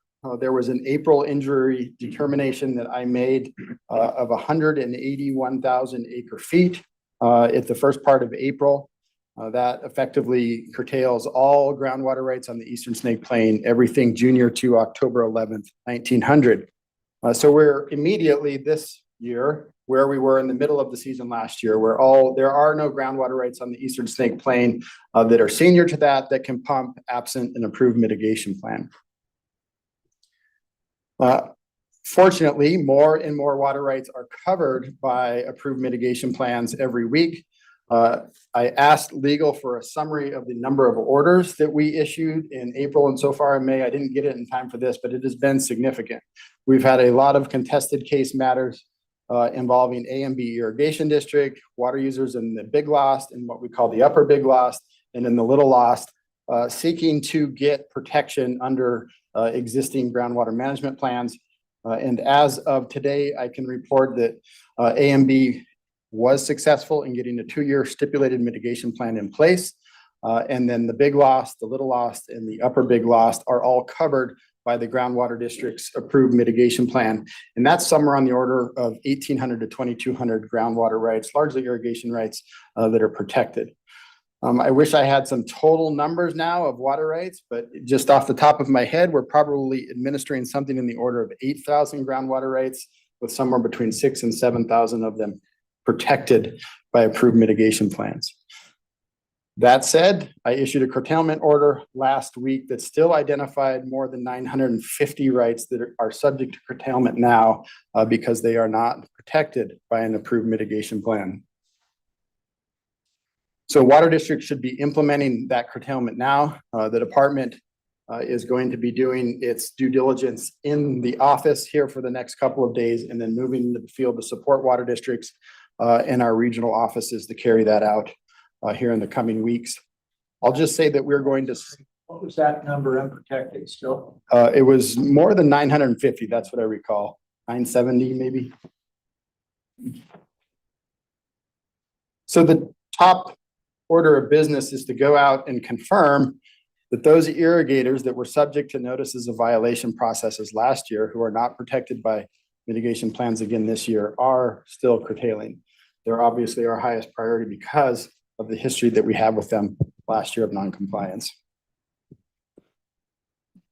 We also held expansion hearings in Rock Creek and Marsh Creek to again expand the area of common groundwater supply potentially this year to bring in those basins. So I think of this as like the department is a big boa constrictor. We're eating these basins, bringing them in. You can see the plug flow moving through the snake. Then we take the next bite and that plug flow moves through the snake. And it is painful as people get up to speed and start to manage and mitigate for the groundwater use in the way that everyone does in the other basins and on the Eastern Snake Plain. And we're probably going to be in this process of taking bite-sized chunks to grow that conjunctive administrative area over the next couple of years. But hopefully we will get to the other end of this and in years, this will become business as normal for all of the irrigators. And supporting all of this is the new bureau that I've reported to you, the Water Administration Bureau. We've been fully staffed, although due to a promotion, I think we have one vacant spot now that we have to backfill. So that's 17 people dedicated towards water administration support, and they're going to be busy this year. Switching topics and going to Basin 37, we have a groundwater management area that's been in place there since 1991. As we discussed earlier, there's currently a 3-year groundwater management plan in place that expires December 31 of next year. Heidi gave you a good presentation on a component of that management plan, which is to develop and implement computerized accounting. And like many other basins in the southern part of the state, they don't have very good hydrologic conditions. Someone made the comment that not only are the conditions bad, but the forecasts seem like they probably undersold how severe water supply conditions are going to be in that basin. There was an advisory committee meeting earlier this week that I attended where we reviewed with the groundwater users and the surface water users what components of the management plan were being adhered to, and then to identify if any of the components of that plan were not being adhered to. And significant pieces of that are reductions in groundwater consumptive use, delivery of storage water, and maintaining flow targets, specifically 32 CFS on Littlewood, Silver Creek. I get confused right where it is. Station 10. Yeah, at Station 10. That's on the Littlewood. Yeah. Right by Richfield. Yeah, so below the confluence, so on the Littlewood. And the good news from that meeting was that the groundwater users came and presented to me reductions in groundwater pumping that were not only consistent with the requirements of the plan in baseline years, and then there's additional pumping reductions that are required in a dry year like this, and there's a formal way that the type of year is determined. But then on top of that, additional reductions. And at least in my notes, it was reported to me that South Valley Groundwater District is on 50% groundwater use this year, and that Galena Groundwater District is reducing their pumping this year by 40%. And I wasn't quite sure how to reconcile that with the fallowing that also had to occur. And South Valley reported that they're fallowing about 1,700 acres this year, which is in excess of the fallowing target in the plan. And Galena Groundwater District is fallowing about 250 acres, which is also in excess of their fallowing obligations in the plan. Now we are right at the minimums at Station 32. I don't know what the results were when we went out and did a QAQC inspection earlier this week, but I expect we will go below the 32 CFS for periods of time during this irrigation season. The other significant component is delivery of storage water. Under the plan, it says that the 2 groundwater districts with contributions from other parties shall try to deliver up to, depending on conditions, more than 5,000 acre feet of storage water. And in the meeting that we had on Tuesday, the people that were responsible for going out and getting that and thought that they had options in place for storage water reported back that they did, in fact, have no storage water secured in time. And the options that they had in place were contingent on certain water supply conditions in the Upper Snake that do not exist right now. And so those entities that they were contracted with said, consistent with the option contract that we have here, we can't and are not going to deliver the water that we had agreed to. So nobody's violating any contracts. That's something that's happened in the past. It's just recognition that this is a bad year. That storage use that I talked about in the Upper Snake, these are the kind of run-on effects that we have in other places. Galena Groundwater District reported to me several weeks ago a number of its members that they believe may have exceeded their groundwater diversion requirements. So we're investigating that at the department, supporting Water District 37 in that. And I've told staff we will pursue notices of violation where we find them in that data. It can be complicated because these are small systems in Galena Groundwater District. This is heavily urbanized, very affluent neighborhoods that have a lot of landscaping and multiple sources of water, but we're working through that. I also indicated to the advisory committee on Tuesday that we would be supporting Water District 37 to do in-season inspection of groundwater use this year, so that we don't wait until the end of the season to determine if people were going over their pumping allocation under the groundwater management plan is one thing, but it even seems that we've been provided evidence that people are exceeding the limits of their water rights. So in those instances, we're going to move very quickly. Switching to Swan Falls, again, really good discussion here. And I just want to say thank you to this board. In the matter of Swan Falls, trust water right management and the minimum stream flows that are established there, In the past, and again this year, you've provided water that certainly makes administration easier and more manageable. That's probably the better term, not easier, but more manageable because of the delivery of that water that will come to Idaho Power Company. And in other places where you're supporting the water users in solving some of the most severe water supply issues that they have this year, which again makes water administration a little bit more manageable. Matt Anders did a great job presenting to you on the matter of Swan Falls. We have those minimum stream flow rights. One time prior, we went below that 5,600 non-irrigation season water right. We did that again this year, but significantly greater period that we went under and volume of water that we went under. And then we have that forecast that was discussed that says that there's a 10% likelihood that we will go below, for the first time ever, minimum flow of 3,900 CFS during the irrigation season. The number that he presented was 650 acre feet. I think that's the number out of the spring forecast, but he acknowledged two things when he presented that to me a couple of weeks ago. One, that's trained on historical data that we're not going to see this year. And two, there are other forecasts, perhaps better forecasts than SWASI, that suggest the water deficiencies could be greater than we think. So what I would say is 10% likelihood of 650 acre feet with significant error bars attached to that. So I think we're going to have to wait and see.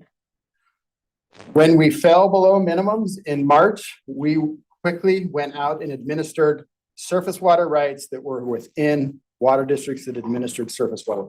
Largely Water District 2, which is the water district on the Mid-Snake below Milner Dam. And so in those places, I was happy when the water masters reported back to me. As soon as we went under, we curtailed the trust water rights in those systems. Now, what makes Swan Falls trust water right administration so hard is there are surface water and groundwater, some of which are in water districts, some of which are not. And so you can move quickly where you have those water districts in place to administer surface water. It's more challenging to move to administer the groundwater rights because those trust water groundwater rights extend up into tributary basins like the Big Wood and the Big Lost and up into the Rexburg area. And so curtailment of those groundwater rights, when you know that you might only be below minimum flow for a couple of days, is difficult. Because we anticipate that we could go under again, we are getting our water districts primed and ready to administer again. We are going to be sending out notice to all trust water right holders. There is an entity called the Swan Falls Implementation Group that has a meeting coming up next week, I think, Brian. And you know, that group is a collection of water users and state agencies that is working to develop a management plan, develop technical tools such as the forecast and a dashboard that we're developing that's going to go live here soon that allows you to understand where trust water rights are, what water administration looks like, and what flows at various segments of the Snake River look like, importantly, at Swan Falls.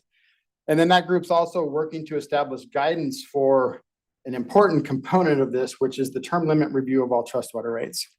So trust water rights, that's a complicated group of water rights. They were developed as part of the Idaho Power Company, State of Idaho, Swan Falls agreement. And basically the state ended up with a block of water that it held in trust, and then it issued water rights against that block of water. But in recognition that that water might not be as secure as other sources of water, we condition those groundwater and surface water rights with term limit reviews in recognition that the water supply might not be there at some point in the future, or it might stop being in the public interest to use that water right. And there have been significant legal questions about how to undertake term limit reviews. As you might imagine, we have a body of 5,000 plus trust water rights that were developed over the course of 40 years. And unfortunately, they weren't consistently issued throughout that process, which is understandable because we litigated that process and there were continuing understandings that developed over that period of time.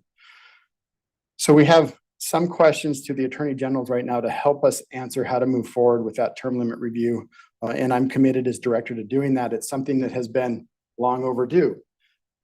But as Shelley Keene, one of my deputy directors, always says, there's always something to do with this agency. And so when you come to work and you have those other somethings to do, it's easy for something as difficult as the trust water right issue to linger. But I am committed to undertaking that trust water right term limit review when we have the sufficient legal feedback in place. And that will help make management of this issue much easier as we move forward. I think I'll conclude my remarks there, Mr. Chairman, unless there's any questions or other topics you'd like to put on. Okay, go ahead, Dean. Mr. Chairman, Director Weaver, when do you expect your word back from the Attorney Generals on the questions that you've posed to them? Probably this summer. Right? Chairman Matt, that was well presented and very scintillating. If I could suggest anything, you could bring a beat knife for emphasizing some of your points. But my real question is, have we got the well levels for 2026, the synopsis? Is that in and I just missed it, or is that still in being? Mr. Chairman, Mr. Olmstead. So I reported that we completed our synoptic measurements on the east. The field work. There is now a several month process where we evaluate that and then prepare the diagrams and maps that demonstrate to you the changes in aquifer storage content. And typically, at least historically, the last 5 or 6 years, that gets presented to your water supply committee in the July or August timeframe. I can report that staff are working on that. We know that it's one of the most anticipated publications that the department makes. Discussion for all of us, because we're going to get into, to me, years like this really point out the need for possibly the state or the water board to be considering enhancing the CREP program. At some point, the water becomes more valuable than farming marginal ground. And if we don't pump it out, we don't have to put it back. It might be more economically feasible to CREP program some of the, quite a bit of more marginal land than to build very expensive recharge and those kind of things. Should be one of the tools that we're probably underutilizing, I think. And I know I've heard as high as $400 an acre in Cassia County, but way less than that maybe in some of the trust water areas and those kind of things. Just something for us to think about for future discussion. Mr. Chairman and Board Member Olmstead, I agree. And we've concluded now 2 open enrollment periods with CREP. Those are hard to anticipate, and the duration of them is hard to anticipate. Going into these 2 enrollment periods that have occurred earlier this year, we had something on the order of 8,000 to 9,000 acres enrolled in CREP. I think the statewide limit is 40,000 or 50,000 acres. And through those enrollments, we are now looking at about 7,000 additional acres that have come into that program. And that I am told that the most recent enrollment period, of which most of the acreage came out of Cassia County, is the largest single enrollment that's occurred. So I think there's a lot of appetite for that right now, given where we are with water supply conditions, commodity pricing, and then knowing that we're approaching the end of this 4-year settlement agreement on the Eastern Snake Plain. What I would say is that there's a significant block in the federal component of that plan, which limits the amount of money that an individual grower can get to $50,000. And I've heard Mr. Board Member Stevenson speak to this, and maybe he can speak to it. But if there were any way to move that number, it was a number established, I believe, in 2000, 2002. So even if you just account for inflation, it's greatly outdated. But then if there were a way that it could vary depending on the groundwater management efforts in a certain place. So could that number be higher if we are in a moratorium area or a groundwater management area? Okay, make a comment on it. So that number's been there for a long time, and actually it was even before our CREP. The CREP program itself is been designed, actually, if you look at it nationally, what we're doing on irrigated pumping is a very small part. It's mostly in waterways in the Midwest.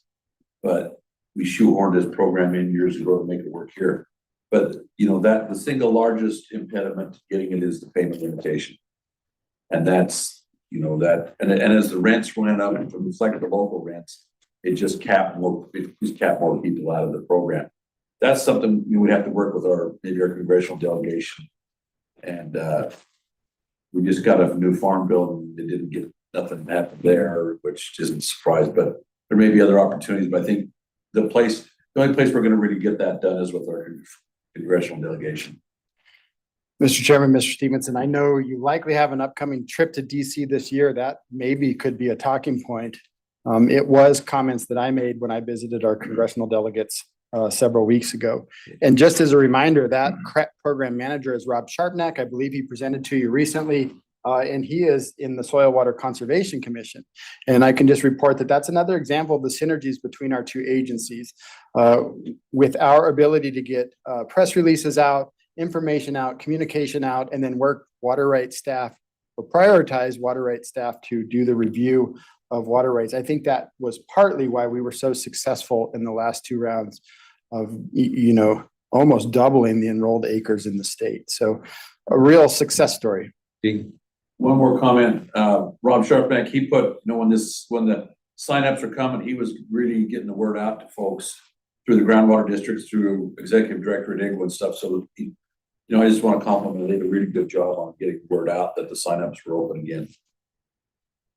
Okay, the farm bill isn't through the Senate yet. We may want to have Mark reach out to Senator Frisch and Crapo. Neither one of those sit on ag, but I think they could still influence some potential changes to the final version of the farm bill. So we might jump on that and at least get their staff up to speed. I think Senator Rich is going to be in Idaho here next week. I think I've been invited to go talk to him about something at Shoshone Falls. Okay, all right, Joanne? So is it too late for the trust water right holders to potentially get together and buy out acreage for 1 year, perhaps 10 years on protection, but maybe on a year by year basis, buy out some? I'm sure that the fields have already been planted that are going to be planted, so. Yeah. Mr. Chairman, Board Member Cole-Hansen, good question. I think it's probably too late to do something like that in this irrigation season, but that's certainly something that might be a viable component of a management plan, and is something that we've thought about. And again, that management plan is something that is a to-do item of that Swan Falls implementation group. Yeah, we've got to come up with a way for the trust water right holders mitigate in some fashion, either through curtailment or providing some sort of an alternative to meet the minimums at the Murphy gauge. So that group's working on that. I think, Mr. Chairman, Director Weaver, I think when we get some answers back from the AG, I think that will give some direction on which direction people can go on that to try to mitigate. We passed a resolution in 2015 of how to handle these shortfalls on an interim basis. I think we're probably towards the end of interim and need to come up with a permanent solution fairly soon. Anything else? Matt, I know people are tired and ready to be done, but I'm gonna ask one more question. I'm gonna walk you back to the Surface Water Coalition call and the methodology order. And you indicated 180,000 acre foot projected shortfall from the April calculations. Part of that typically has had a reasonable carryover in it. Under these conditions where there isn't that much storage and a large portion of the shortfall is due to just lack of natural flow water in the river or storage fill. Does the carryover component of that, is that a static number, or does that number adjust depending on the conditions for that particular season? Mr. Chairman, you are down in the weeds of the methodology order. That number is not static. It gets updated every year at the end of the irrigation season. And so at the end of this year, that will be updated. The question that I have in my mind now, based on your question, is what is the effect of administration look like as we go into this year? Some people of which are subject to the reasonable carryover curtailment from the previous year. Really, I think the effect is that they were supposed to be curtailed through the non-irrigation season. And so most of them are irrigation rights. That's not very impactful. And now that we have an April injury determination made, which likely is not going to go down this year in July and at the time of need, they will just continuously be subject to curtailment as we move towards resetting that reasonable carryover number in November. Yeah, I'm just wondering when the final number comes out in November, it takes into account everything, not just the shortfall SWC in physical water. So that calculation that's made at the end of the season is very straightforward. It establishes reasonable carryover volumes for each entity, and it looks at their remaining storage, and it's just the difference there. Okay. All right, thank you. Appreciate you. You do a great job for us, and glad to have you here. Keep your own. Okay, board members, are there any non-action items that we need to discuss? Yeah. Found out. Condition 37. The board got a order from FERC that said you're going to curtail your how much you can fill, and then FERC said, well, never mind, and you need to study it. So do you know how that's going to affect water administration in 37? Any idea, man? Mr. Chairman, Mr. Barker, the department has been on site with Bigwood Canal Company and representatives from FERC evaluating the condition of that dam. There are deferred maintenance items there that have gotten pretty severe that have resulted in settling on that dam. And then Bigwood Canal Company went into a relicensing effort that I think really put the microscope on that dam. And there has been communication from FERC to the Bigwood Canal Company establishing deadlines at which they need to hire an engineer, do technical review, and make a report recommending improvements to the dam and a matrix of which improvements can relate to which volume of storage content. So do they restrict storage this year or not? I am told that they will not implement any storage restrictions until the end of this irrigation season.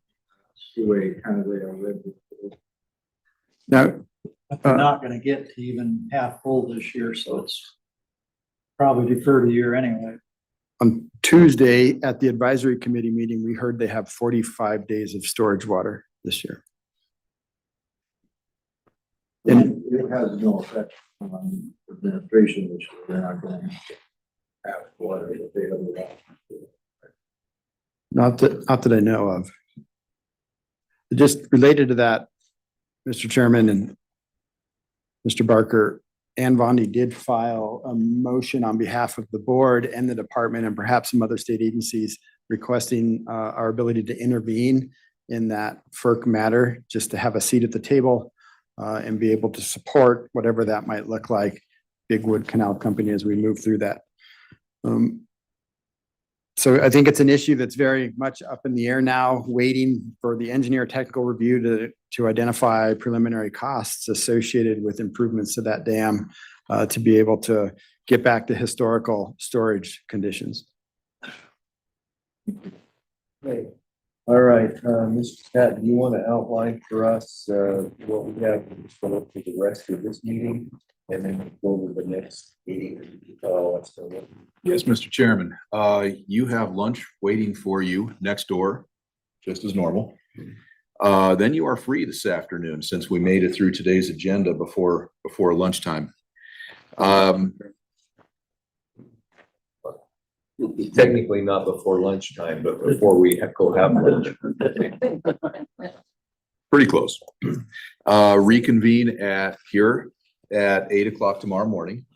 And we'll have a couple, yes, in this room here. We'll have a couple of presentations from Water District 63 and their related presenters on the Treasure Valley drains issue. And then we will load up and go out and take a field trip and go look at some of the proposed solutions that they're working on. I hope to have you back here and on the road by 11 or 11:30 in the morning. Don't want to make it any later than you otherwise would have done.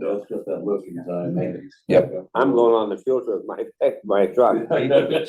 Yeah, that's what Dale and I were kind of wondering about in order to get him out. You know, before traffic gets bad heading north, is there a place that I could help him deliver his truck to, or I'll drive it there. How far out do we get on the tour? We'll be out north of Nampa, south of Star area. Always down the road. Right, so I think Dale could just drive his own pickup on the tour. Yeah. And then leave straight when the tour is done. No sneaking on her. Well, we'll see. Point me in the right direction, I'll get there. Yeah, we'll make sure that somebody tags along with you. Okay, I'll take Brian with me. A lot better than me. Huh? Okay.